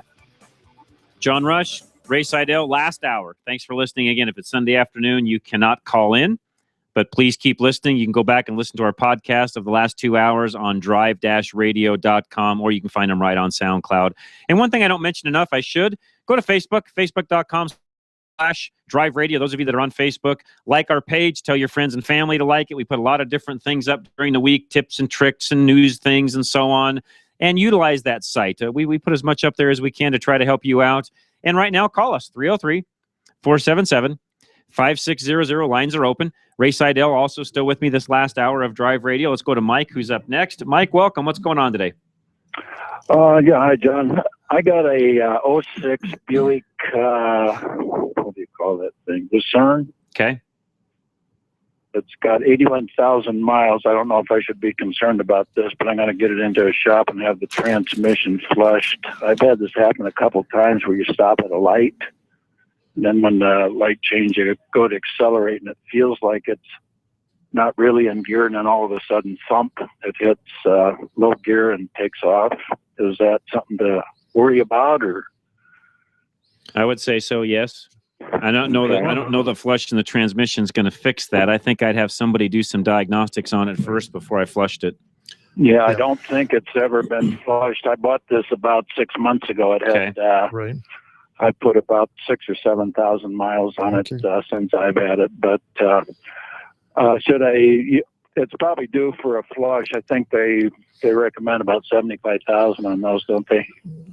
In that car, I would probably go 35 to 40,000. That 75 might be a little late. Yeah. Is it? Yeah, you definitely want to have, scan the computer system and see if there's any transmission codes in there before you go ahead and flush the transmission, because normally flushing it or changing the fluid filter probably not going to fix that problem what you're describing.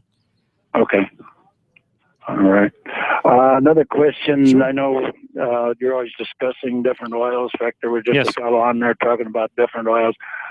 Is it worth my while to use AMSOIL in this thing? I've always used prior in my vehicles, I guess, for the last, 10, 15 years, Mobil 1. And I was wondering if AMSOIL would be any better than what I'm using. AMSOIL, we talked about this last week. AMSOIL is a good product. I'm not going to knock them. Mobil 1 is also a very good product. And, of course, we talk about them all the time here, so I definitely would not knock the Mobil 1 products at all. Right. Is AMSOIL better than Mobil 1? The guys that sell AMSOIL will tell you that it is, but, I don't know that I can tell you that it is. Yeah, I don't know. For my opinion is that AMSOIL, I don't know if it's worth the extra money. I think Mobil 1 is a quality product, AMSOIL probably quality product, but with the difference in price, I don't know if it's worth it. Yeah. Okay. I'm with Ray on that one. I mean, do I run AMSOIL in my own vehicle? No. Do I run Mobil 1? Yes. Does that tell you anything? I hope so. Yeah. Okay. Got a comment on the guy just called about an Airstream, looking at an Airstream. Yes. I bought one a couple summers ago. It was an old one, 1970. In fact, I've talked to you guys a couple times on it about towing. You might tell him the first thing you want to look at is rotten floors. Yes, good idea. Yes, that's very true. Those Airstreams are famous for rotten floors out. In fact, I had to replace the front section and part of the rear section on mine. And that's not just with Airstreams, Mike. I've seen regular travel trailers do the same thing. And to your point, the way a travel trailer is constructed also has to do not only with its longevity, but its weight and how well it hauls down the road. Right. I mean, there's some really well-built travel trailers, but they're as heavy as all get out, which makes them not very fun to haul around. Yeah, this Airstream I bought was a lot heavier than I thought. I was thinking, mine's a 25-footer. It's a 1970. I was thinking it was around 4,000 pounds, and I could not find anybody at the time that knew the weight. I even called the factory back in Ohio, and all they could give me was the weight of the new ones, which was about, I think they said somewhere around 6,800. Well, I finally did get mine weighed, and it weighs in right about 5,000. Okay.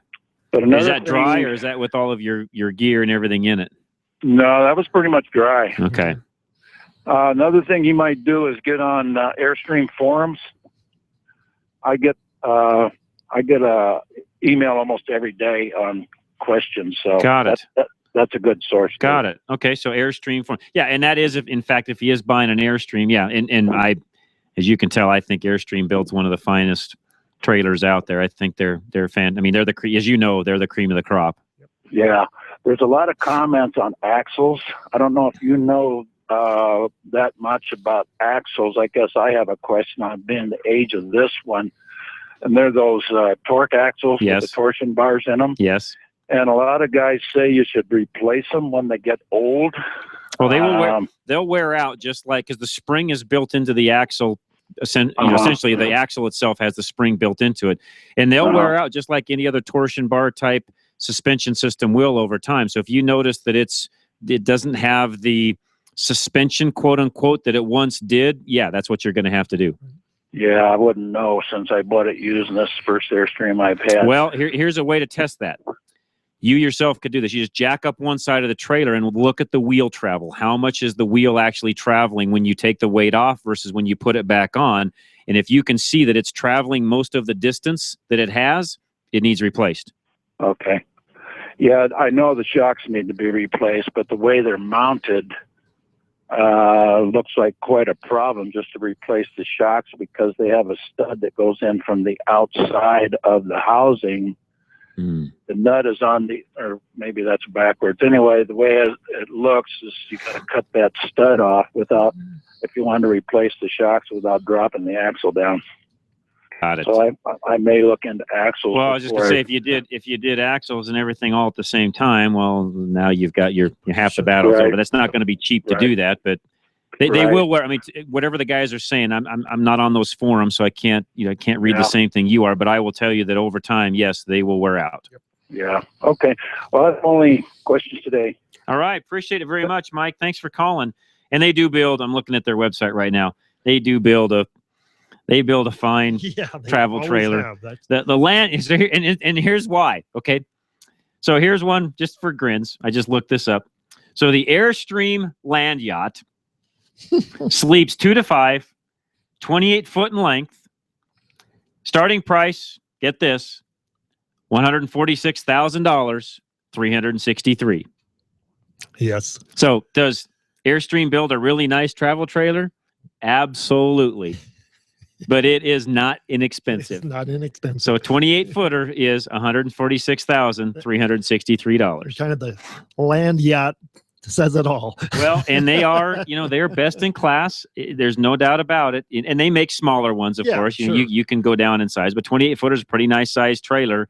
But yeah, they're $146K. That's why the old ones still bring extremely good money, because they hold their value very well. And they're one of the best towing trailers on the roads today still. They really are. Because they're all aluminum. They're light, and they, again, we just heard a testimony, 5,000 pounds. Anybody else's trailer would weigh 7,500 pounds in what Mike was just talking about. So let's go to Kevin, who's up next. Kevin, welcome. Yeah, you were just talking about those Airstream torque trailers. Yes. And those torque axles. What those are is you have a square tube with another square item on the inside. With rubber around it, right? Bushing in each rubber, around rubber in each of the four corners. Yep. And the rubber does deteriorate, and it does go to hell over time, and you just, when they don't bounce no more. Yep, they're time to replace. They will wear out. So, and you know more about them than I do. What would you guesstimate the longevity of one of those would be? I don't know. It kind of depends on the storage conditions. Being that old, they're probably compressed and they're shot. Because that puts them, if they're early 70s, they're going to be 40 years old. Yeah, they're 40 years old now. Yeah, and they're going to be pretty flat. Yeah, no, I think you're right, and you're exactly right. That's exactly how they're made. I've never seen one manufactured, but you had a better description of it than I did. Yeah, it's basically a tube within a tube with the part attached to the axle set diagonally to the external, and with the rubber in each of the four corners is the best way to picture it. And then the rotation of the axle compresses that rubber, and that's how it gets its springing. And the relative amount of the position of the arm relative to the square in the center is how they set their ride height. It's part of a design factor, is where they weld the two together, is that sets the design height. Got it. Because they can have it so it hangs below, or they can actually have it so it hangs above. Got it. That's right. You've got to get the right ride height when you order them, because they are different. That's exactly right. Yep. Good point. So what's your opinion of an Airstream? They're a good trailer. Yeah. From what I've seen and read of them, they are a high quality. Like anything else, depends on where it's been stored and how it's been stored. Very true. If they've been left out in the weather and not protected, not taken care of, they can be a rolling junkyard. No, you're right. Or as they call a wobbly box. If it's been taken care of, it's it can be a decent thing. But like you said, the floors run out because if they are not protected, because you're only talking lumber. That's what true. Most of the structure on these things is. That's true. They're skinned in aluminum, and if the aluminum has voids in it, holes or any other thing, because they didn't keep up with the weather seals around the openings. Yep. You get water in between the skin and into the insulation of the wood, and it just eats everything apart. You got it. No, you're exactly right. So you could be looking at a nice trailer, and you could be looking at piece of junk, an absolute pile. Yep, that's exactly right. Good stuff, Kevin. Thanks for calling in. I appreciate it very much. Let's take a quick break. We'll come back. Lines open. 303-477-5600. It's going to be not much further down the road that trailers start popping out. Yeah. Really. So, as you could just tell, we'll answer about anything. Trailer questions, RV questions, motorhome, boats, you name it. We'll answer it all. 303-477-5600. I will get to the story on this this car that was stolen as soon as we come back, so don't go away, but give us a call. We'll get you right on air. Again, John Rush, Ray Seidel, Drive Radio, KLZ 560. Hunting down that hard-to-find part for an out-of-the-ordinary car can be quite a time-consuming chore.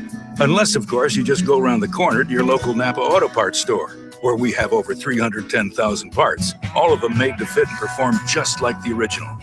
Yeah, there are people who say it's the journey and not the destination, but those people have never tried to find an alternator for an 82 Fiat on a Saturday. Go to NapaOnline.com for the location nearest you. Napa, get the good stuff. After 30 years of business, Gino's Auto Service is expanding. Hi, this is Jennifer, and my dad owns Gino's Auto Service in Littleton. What does our expansion mean for you? Savings on all our repair and maintenance services. We work on all makes and models, and your satisfaction is always guaranteed. At Gino's, we use genuine Napa parts and are AAA approved. Stop by and see the transformation at Bowles and Platte Canyon, or visit us online at Gino'sAutoservice.com. That's Gino'sAutoservice.com. Arvada West Auto wants to help you get the best fuel mileage you can. Approximately 3.5 million gallons of gas a day are lost due to underinflated tires. There are many things we can do to help you boost your fuel mileage, and most of it comes down to basic maintenance. No one likes to spend money on unplanned repairs. Let Arvada West Auto and Truck do what they do best. Keep your vehicles running at peak performance. From tune-ups to wheel alignments, they've got you covered with a 3-year or 36,000-mile warranty on most cars. On the web, visit ArvadaWestAutoandTruck.com or call 303-422-1065. Arvada West Auto and Truck, where every question is important. Located on West 64th Avenue between Ward Road and Sims. Ever try to buy an air filter and get lost in catalogs and vehicle descriptions? Well, K&N, the inventor of reusable cotton filters, has got the answer to the mess. Just visit knfilters.com and enter your vehicle identification number off your dashboard or car registration, and K&N will show you the filter that fits your car. It's never been easier to buy a K&N. The filter that helps your car run better.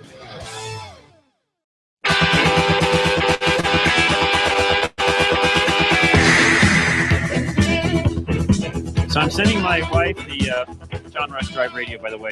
Sending my wife a picture of the Land Yacht Airstream. She's not a big camper. That might help, but 146K.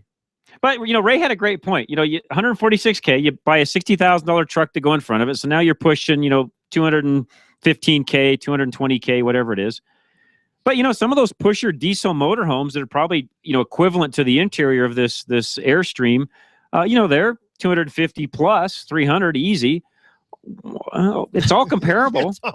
And you can't, you got to tow a trailer or a vehicle or something behind you with the pusher diesel, right? Yep. Because you just can't unhook and then go drive around in your pickup. So, guys, it's all relevant. It's all relevant, yes.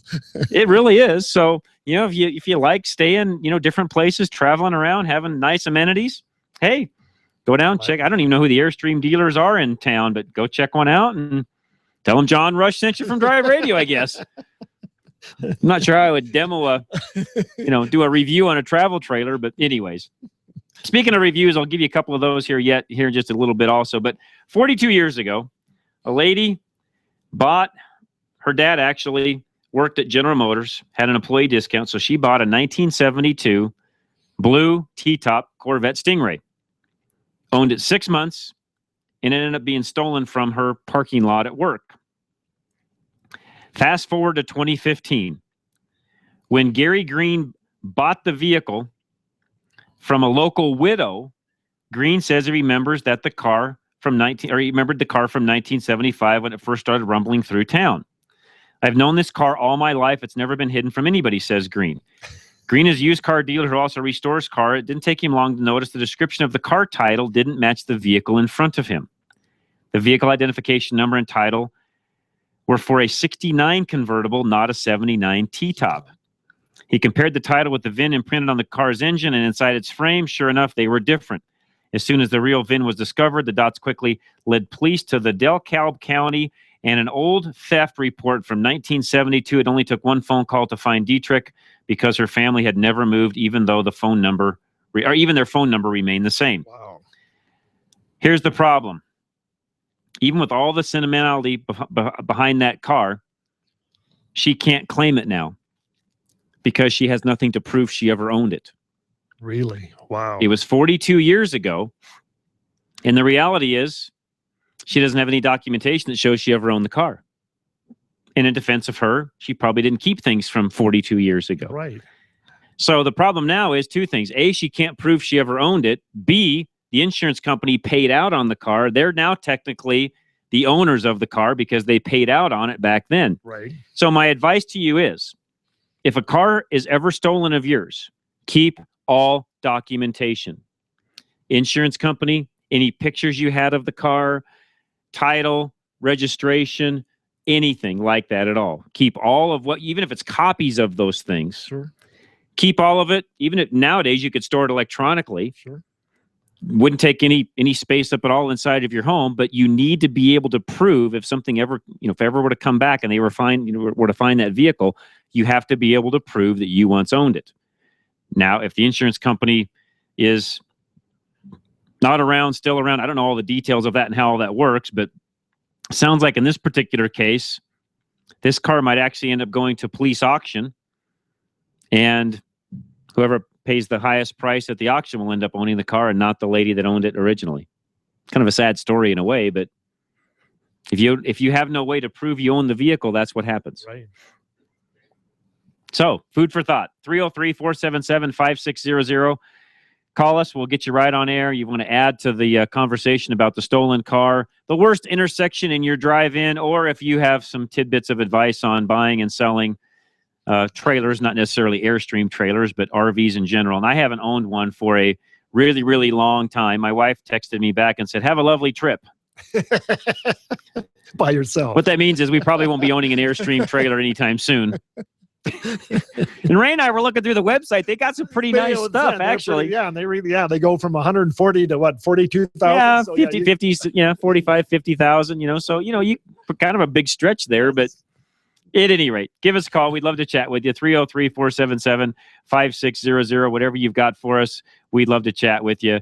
And, that was an interesting story about the Corvette being stolen. Larry's going to tell us what his worst intersections are. So go ahead, Larry. Well, I used to have just one, and that was 92nd and Federal Boulevard. Yeah, that one's bad. Now I've got another one, which is 72nd and Bradburn.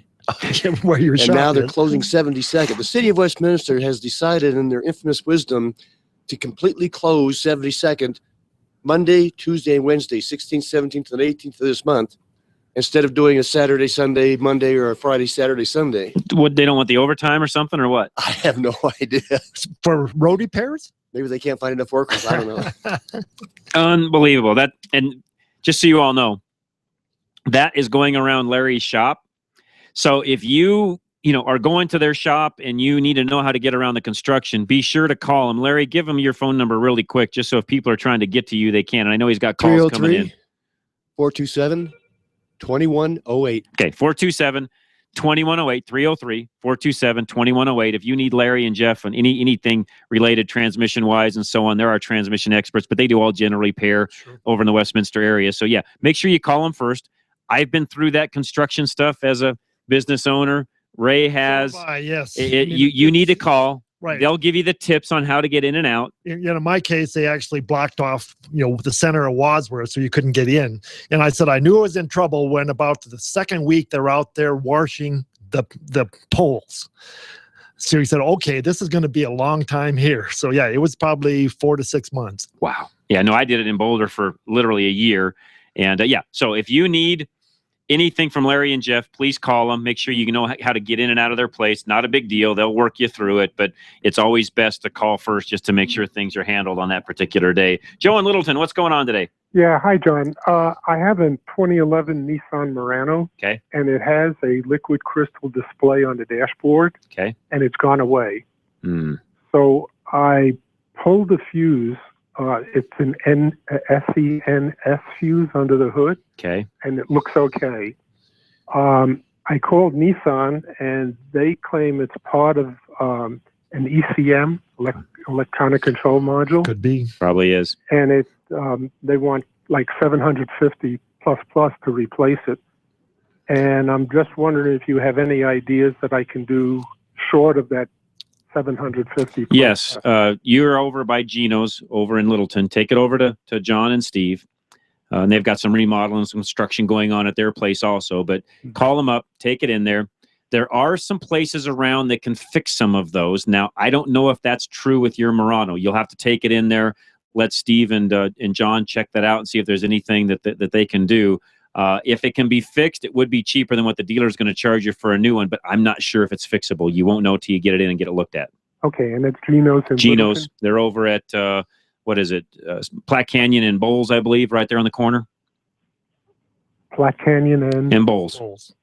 Gotcha. Good guys, really good guys. Redoing the front of their building, added a whole, another bay and another huge section to the shop, and close to being done. Yeah, I think they're just about done now. I know the sign's up and all of that, so big digital sign, you can't miss it. I'll take a ride over. All right, Joe. Thanks for you. calling. We appreciate it very much. All right, let's get a few more in before our break. John and Bertha, you're up next. What's going on, John? Yeah, I've got a problem with my 97 Ford F-250 7.3 diesel. And what's happening, this truck has two tanks. And the rear tank will form a vacuum. And it, you take the cap off and it'll air rush in. I wonder how that's supposed to vent and what's the matter. Well, if I'm not mistaken, and I've got to go back here in my memory banks because the 97s are a little bit different than the later model Super Duties are. That's all going to be controlled through the switching valve that's down on the frame rail. And if you've got it not venting properly, my gut feeling would be there's something wrong in that switching valve. In the vent system of the switching valve. Correct, because it vents. It handles the venting also. Not only which tank it's coming through or coming to, to and from is what I should say, but also the venting of the tanks also go through the switching valve. Okay, because when I switch it to the front tank, it runs fine. I'm guessing there's something wrong with that switch valve. Right. Okay, and that'd be my guess, anyways. Is that easy to identify? You pretty much have described your problem already. If it runs okay on the front tank and it's not running on the rear tank, I can almost guarantee you this doesn't happen often on the radio, but there's not many other things that would cause the problems you're having. Right. Other than that, I don't know if they have a primer pump in that tank. They may. I don't remember in 97 if it has a lift pump or not. I don't remember. You definitely probably want to test that switching valve before you condemn it. You should be able to. You can hear it usually, even move. You can hear it, or you can remove the hoses and see if it's going to get flow through the valve. Okay, where's that valve located at on the frame? Should be down the driver's side frame rail, right underneath, about where the T case is. Very good. Thank you, fellas. You're very welcome. Thanks, John. And I haven't done one of those for a while. I haven't familiar with the diesel. I'm more with the gas, but I'm assuming it's similar to 97 diesel. I haven't worked on for a few years. So, John, do your best. Look at that. Well, don't quote me. Yeah, we're always want to see the vehicle. We're giving you ideas it could be, but without seeing it, we don't know for That's sure. Exactly so right. We're just giving you ideas. Exactly. All right, let's go to Ron. We'll push our commercial off for a minute. Ron, welcome. Yeah, I just had an addition to that theft recovery story. Sure. Two additions, actually. One of which was a split window VW bus recovered about 2 years ago, I think it was. Been stolen 25, 30 years earlier. And, of course, it had been paid off by insurance also.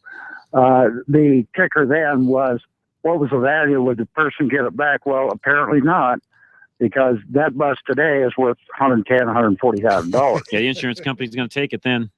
Yeah, right. And I never did hear the outcome, who wound up with it, if the insurance company sold it on the market or not. But the insurance company legally owned it at that point. Yes, they do. Theoretically, I don't know if the original owner could buy it back for original salvage payoff or not. That's a good question. Oh, that's a good question. Great question.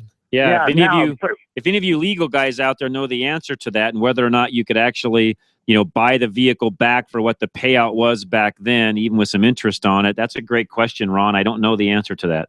Yeah. Now, personally, I had the same experience happen to me back in 1968 in Arvada. I had a 60 Porsche convertible D stolen. It was at a body shop being repaired. I had frame damage on it. They were jacking the thing out. Stolen. Luckily, I had the engine out, so the only thing I got was the basic body and tranny. But that car disappeared back then. I didn't have insurance on it, so I lost it. That car today is worth $250,000. Oh, man. Yeah. Yeah. Those are killers. Yeah. They're just killers. When you think of those, you're just like, really? Oh, yeah. Well, one of my previous cars at the same time was a 59 convertible D, and those are worth $250 now. Yeah. And I sold mine for $500 in 1968. Well, hindsight's 20/20, like they say. Yeah. Well, back then they were just used cars. Right. You can buy them all That's day right. long, good shape for $1,500. That's So, right. No, that's in defense of you. In back then you did what you had to do to survive. Yeah. Yeah. That's the way it goes. That's the way it works. Exactly. All right, Ron. Good stuff. Appreciate you calling in. Lines open 303-477-5600. We'll get you right up. We're going to take a quick break. Come right back. Half an hour left of Drive Radio. John Rush, Ray Seidel, KLZ 560. Have you failed an emissions test and don't know what to do? Have you been trying to fix it yourself? Arvada West is your answer. We score 100% on our success ratio. That's confidence for the customer. We are always willing to explain the repair process to you. We use a proven diagnostic format that we have developed since the emissions program began here in Colorado. For an honest, understandable, and reasonably priced diagnosis, stop by and see us. We've helped clean our Colorado air since 1981. Call Arvada West Auto and Truck 303-422-1065 or see us on the web at arvadawestautoandtruck.com. If you would like to stop by to make an appointment, we are at 11752 West 64th Avenue. At Napa Auto Parts, we've been the most trusted name in auto parts for over 80 years. Probably because we've never stopped looking for ways to make the great parts we sell even better. It's a commitment to quality you'll find in every one of our 310,000 parts.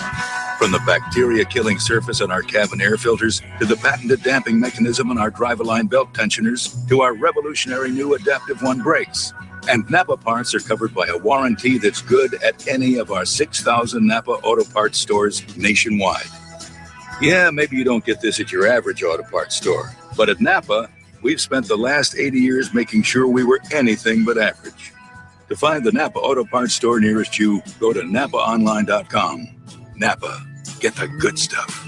With over 125 locations in Colorado, southern Wyoming, and western Nebraska, there's only one place to get the good stuff. Napa Auto Parts. Reliability. It's what every driver wants from their vehicle. Regardless of make or model, you want your vehicle to take you where you need to go. Reliability is exactly what the Colorado Select Auto Care Centers offer. They've set the standard for excellence in automotive repair and maintenance.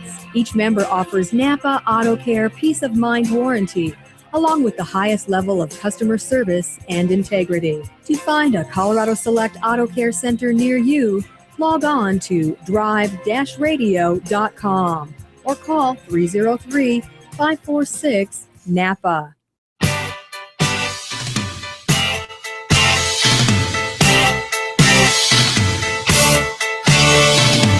All right, John Rush, Ray Seidel, KLZ 560 Drive Radio is the program. We're here every Saturday, 10 a.m. to 1 p.m. If you're just tuning in today for the first time, please join us each week. We do appreciate it very much. Paul, you're up next. What's going on today? Hey, I just wanted to make a comment about purchasing a travel trailer. Yes. Good. Before you purchase a travel trailer, go out and rent or somehow acquire the movie, The Long, Long Trailer with Lucille Ball and Desi Arnaz.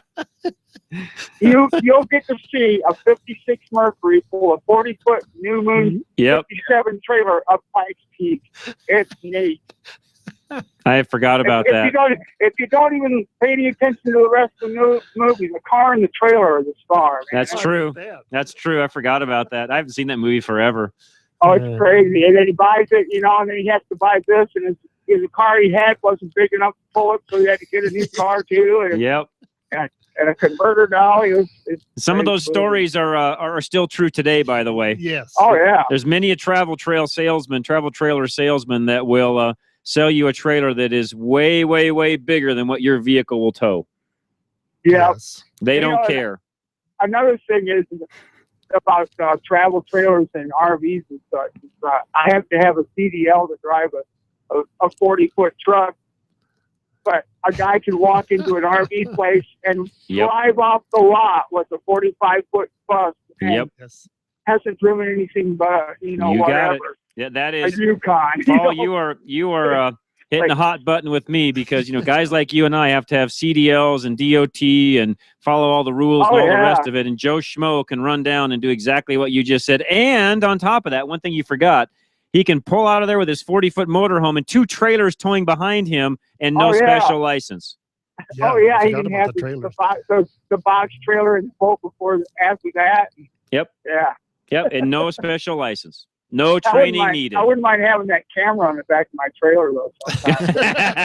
Sometimes. Great point, Paul. Hey, man, appreciate your phone call very much. Keep listening. One line open, 303-477-5600. Give us a call. We'll get you right on air. Buck, you're up next. What's going on, Buck? I got this 2000 Shiv Astrovan while the church owns it. It's used for pickup for groceries that we donate. Anyway, the lady that runs it says that it runs good, but all of a sudden the power steering and the power brakes went out. And she looked under the hood and it looked like it had serpentine belt was running. That's, she doesn't know much about it. Mm-hmm. And is there a separate belt that runs the power steering or power brakes? Well, I said I'm not familiar with that one, but I know on some of your General Motors, they actually have a Hydro Boost that they use the power steering pump to power that rather than the vacuum. So if the belt you lost your power steering and it has a Hydro Boost driven by the power steering fluid, then that's why you would lose both. And I'm just looking it up. They do on an Astrovan have that. It looks like. I wasn't aware of that on an Astrovan. Because I'm looking at some salvage yard pictures of Astrovan Hydro Boost, and it must be because of the tight engine compartment not having the ability to get a big old booster in there is my guess as to why they used Hydro Boost. And they can actually increase the pressure on your brakes too. That's So correct. you can, it'll give you, especially like on tow trucks and things like that need that extra power for your power brakes. That's why they use that Hydro Boost or the power steering system.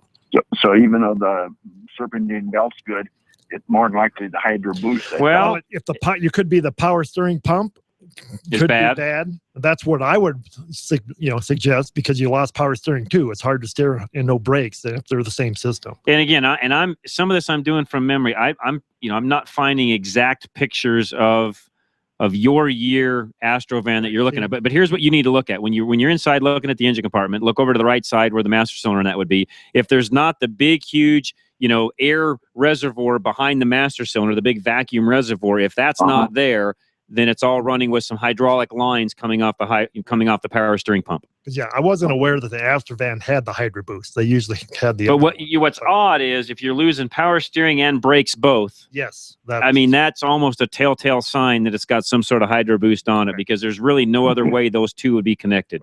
Okay. Does that make sense? Yeah.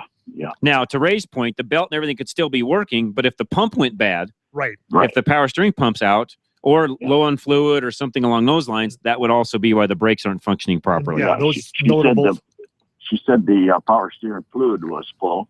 Yes. And in some of those pumps, you actually can break the shaft off. Oh, that's true too. I mean, even though it won't be leaking, with a serpentine belt, it'll hold it in place.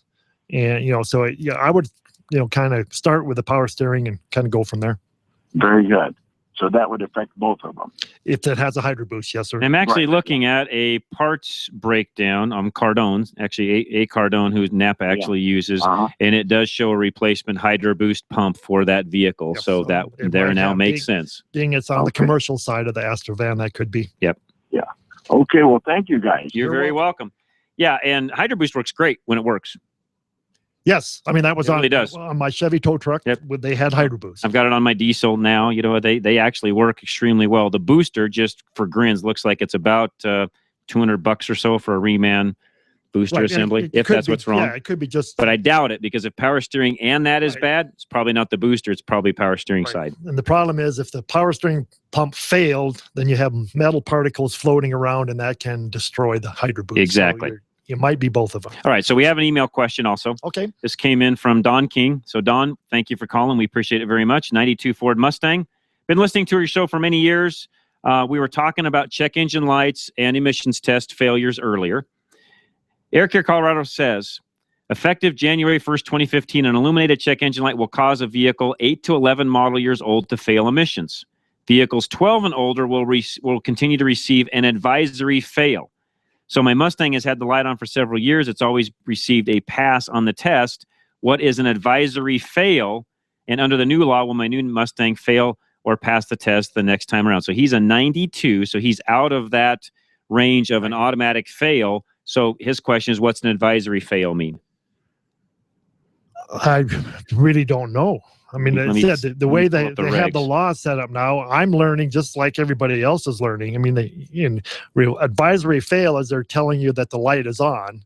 Yeah, I think I think you'll still pass because if you're outside of that 8 through 11 model year age and it passes the dynamometer test, I think you're still going to be in good shape. Because in 96 is when the OBD2 started coming in. That's when this was getting more. So the 92 with the light on, I don't think they're going to worry about. I don't think you have the monitors and stuff that they ran in 92 as they do in 96. So Don, go get it checked and you should be okay. And what I've been recommending is actually call Air Care Colorado. You know, you can go on the website, get their phone number, call them and ask them the specific questions until all the technicians and all the shops get familiar with the new laws and all the ins and outs. Call if you have any questions, and that way they can answer it and be more specific because supposedly they know the law. That's exactly right. All right, Bill in Denver is up next. Bill, welcome. What's going on today? Hello. I really like your show. It's really informative, and I like the way you guys answer. Thank you, Bill. Answer the phone. I got a question about 1991 4x4 Chevy pickup truck. It's the I forgot what model it is. It's a small pickup. It's a S10. 2.3. Yeah, there you go. The S10. What engine's in it? The 2.3 V6, and I was wondering what would it cost me to replace the timing belt? It should be, if it's a V6, it's a 4.3, not a 2.3. Now it could be a 4-cylinder, but it would not be a 3. It would be if it's a 4.3. If it is in fact a V6, it's a 4.3.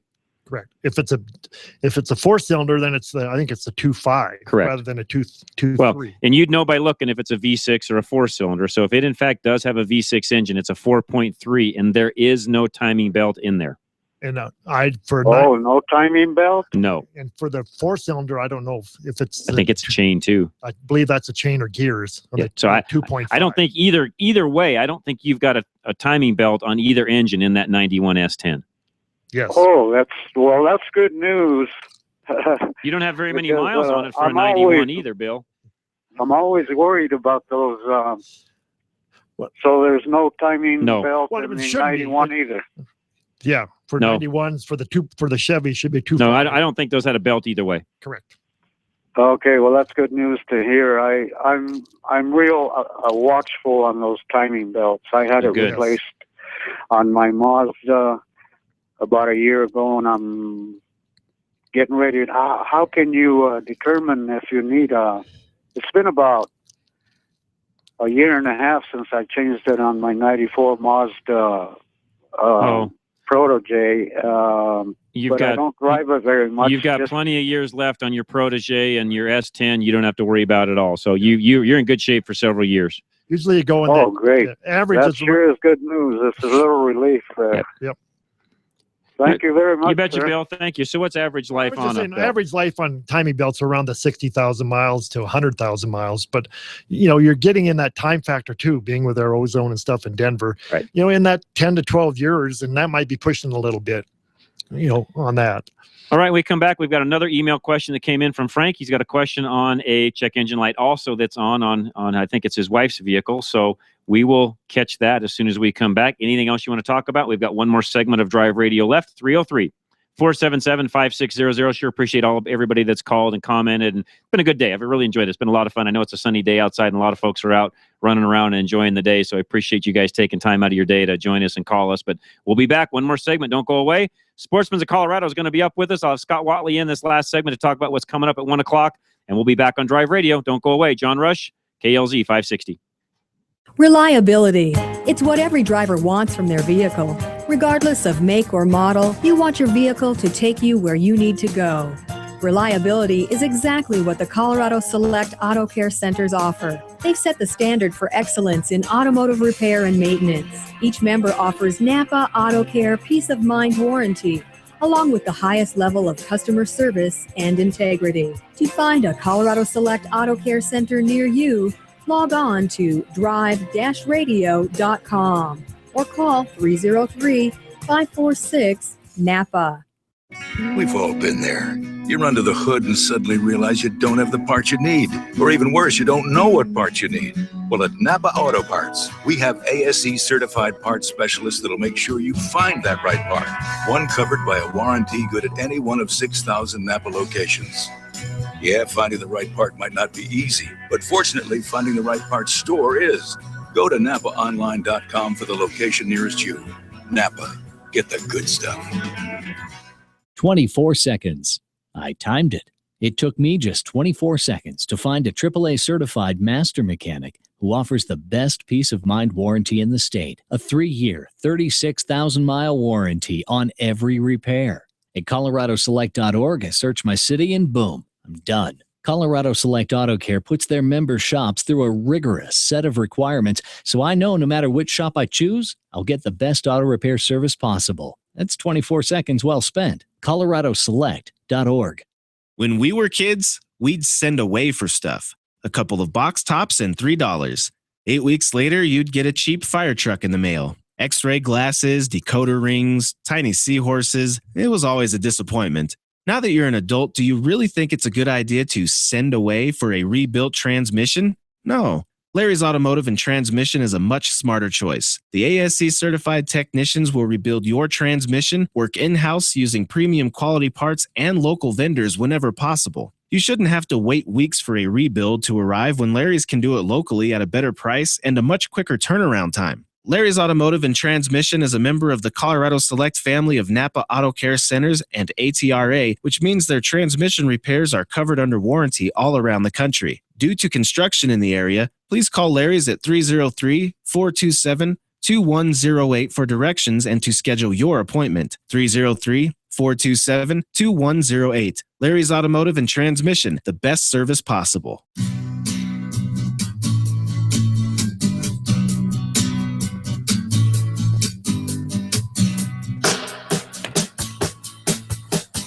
All right, John Rush, Ray Seidel, Drive Radio, KLZ 560. Lines are full. As soon as they drop, we'll try to get you in and get you on before the top of the hour when it's then Sportsman of Colorado. They're calling next. And yeah, again, daylight saving time is in it. It is. I don't think I said it with an S earlier. I did. If I did, I didn't mean to. It is only daylight saving, not savings. It's daylight saving time. No S. There's no S on there. Okay, well, I say it wrong. don't know why, but anyways, y'all know what we mean. Turn the clocks ahead tonight. Spring forward. That's right. Spring forward. It's that time of the year.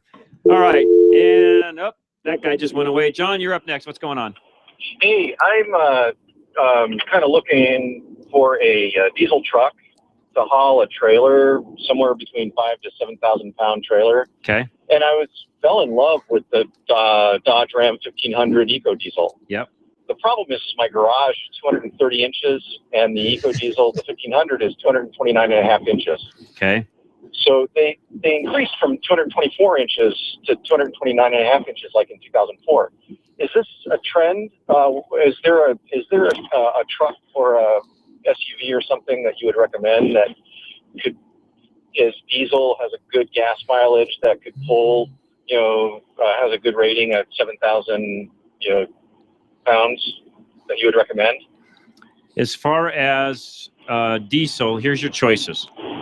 You've got the new Titan coming out that's going to have the 5-liter V8, but it's long also. Now, it does come in some different cab configurations where the Eco Diesel does not, so you'll be able to get it in a shorter cab configuration. Do you need a double cab, or does that matter to you?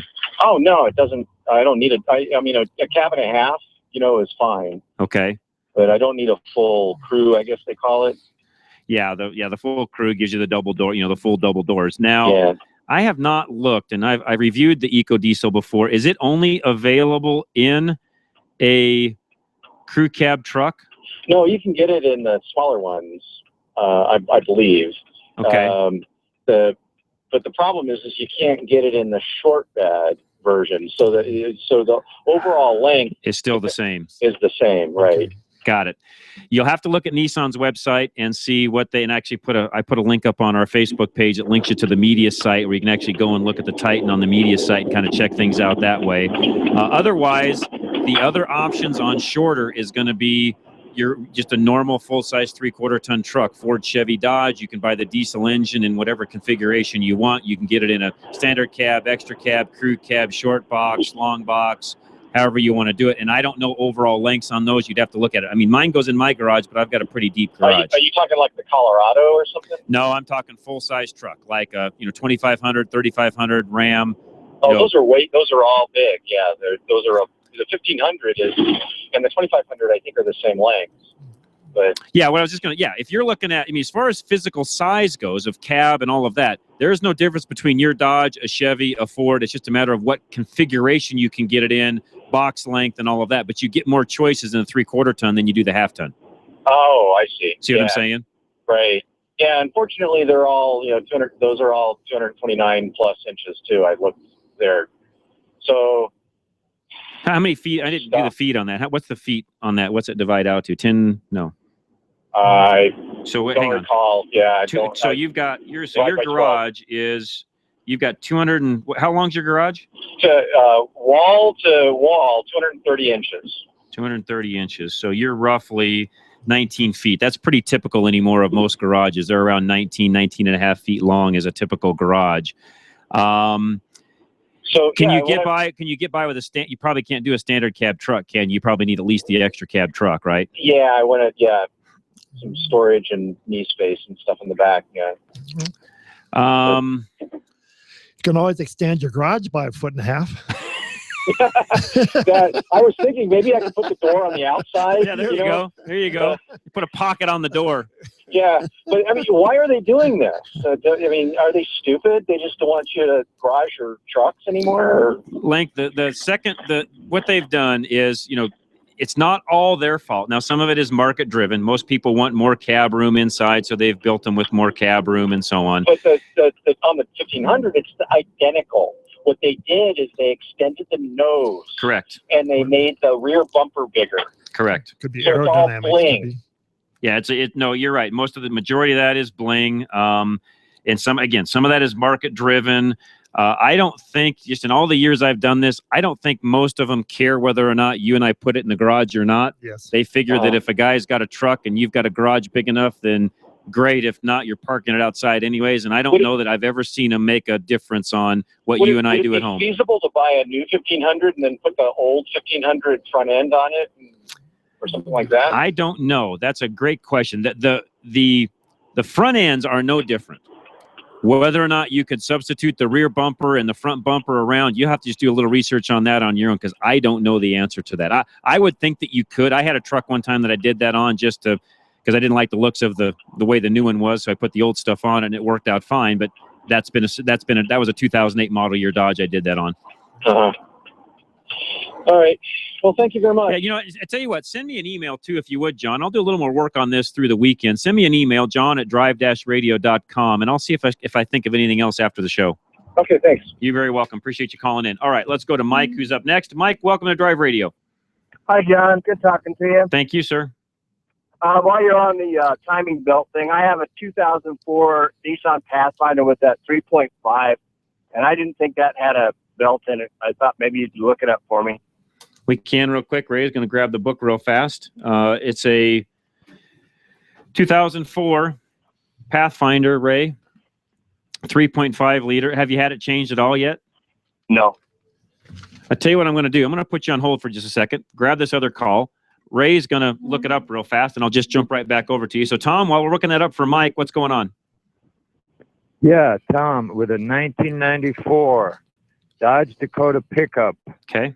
Intermittent shuts off while I'm driving it. On my way, I can get to work 10, 15 miles away. Fine. Start to come home, about 5 miles in, it's shut off. Okay, this was last year. We've replaced the catalytic converter muffler. That was one mechanic's thought. Yeah, that's not it. Fuel pump, fuel pressure regulator in the gas tank. No. No, I'm guessing you're more along an electronic problem, not a fuel delivery problem. That's why I would not have gone exhaust or fuel. You've got some sort of an ignition problem. What I would tell you is I'm going to put you on hold. You need to get a hold of Larry and Jeff and kind of weed through their construction stuff. I'm going to put you on hold right now. Larry, grab Tom. Tell him how to get a hold of you guys, because you guys are going to have to do some digging on that to figure out what's going on. Mike, we're back now on the timing belt. What'd you find, Ray? Most of the Nissans are recommending at 105,000 miles. And again, we didn't have the 04. We got, like I said, it's a 2010 book, so it's right on the borderline. But all the Nissans were 105, so I suspect in that area. Okay, because I only got 75 on it, so that's probably all right for a while. Yeah, I said you're getting into that, a 10-year range or so. So, you might want to think about time and stuff too. And I don't know on that one if you can actually remove one of the upper covers easily enough so you can actually do an inspection on that belt or not. All right, I appreciate it. Thanks. You're very welcome. All right, last question of the day from an email caller again, or emailer, not a caller. Frank wrote in. Was out of town, check engine light came on, so my wife took it to a local mechanic who had read the code and said there was no doubt that the cat was shot and needed to be replaced. He could not give an estimate, but guessed around $1,500 to $2,000. Is this true? Could it be something else, less expensive? This is on a 2000 Toyota Corolla. We're about 35 miles from Fort Collins. We're thinking maybe we should have gone to the Napa facility up there to give us a better analysis and an estimate. So 2000 Toyota Corolla, is it possible the cat's bad? Yes. Okay. But that seems high at $1,500 to $2,000. That seems high. There can be, just because you have a cat code, you don't want to condemn the cat. You need to do some testing. There's other things that can cause that problem beside the cat. And at $1,500 or $2,000, you don't want to throw parts at it. So get it completely diagnosed at a reputable shop, and then they might say that yes, the cat is bad. And there is tests to test the cat too. So. All right, I'll email you back, Frank, with some descriptions of where to take that to. In the meantime, Scott Watley, what's coming up here in about 5 minutes or less? John, we've got some young ladies. Lisa Thompson, she's a pro staffer with Cabela's in Mossy Oak. Donnell Johnson, pro staffer with Bass Pro in Mossy Oak. We're going to be talking talking turkey. All right. Spring turkey. Awesome. And these young ladies it's humbling to have them in because they are excellent hunters. They've killed a lot of stuff. And they're going to be talking about, calls, decoys, all the different things. Awesome. Turkey hunting's tough. And it is. It's like elk hunting is what turkey hunting's like. That's right. And also they're going to be giving away for every caller. All right. If you'll call and mention Drive Radio. Okay. They're going to be giving away some digital maps to show all the turkey concentration in the state that can be hooked up to your phone or Garmin. Very cool. Okay. And so if you'll call the show and mention you heard it on Drive Radio. Awesome. Anybody that calls, they're going to give this away. Perfect. Today. Perfect. So it's going to be awesome. All right. Sportsman of Colorado coming up next. Ray Seidel from Four Seasons. Thanks so much for joining us. Been a great show. Awesome day. Larry Unger, other side of the glass from Larry's over in Westminster. Larry's Automotive in Westminster. Matt Matulik, our engineer. Guys, have a great day. God bless you. I'll be back Monday. Rush to Reason, 3 to 6 p.m. every day. Tune in. We've always got a great show for you. And Haystack Health Radio is on every day at noon right here on KLZ. I'm your host, John Rush. We'll be back. Enjoy the rest of your beautiful Colorado weekend. And I'll be back again on Monday. Drive Radio, John Rush, your host, KLZ 560. A guy on my mind is not the person that you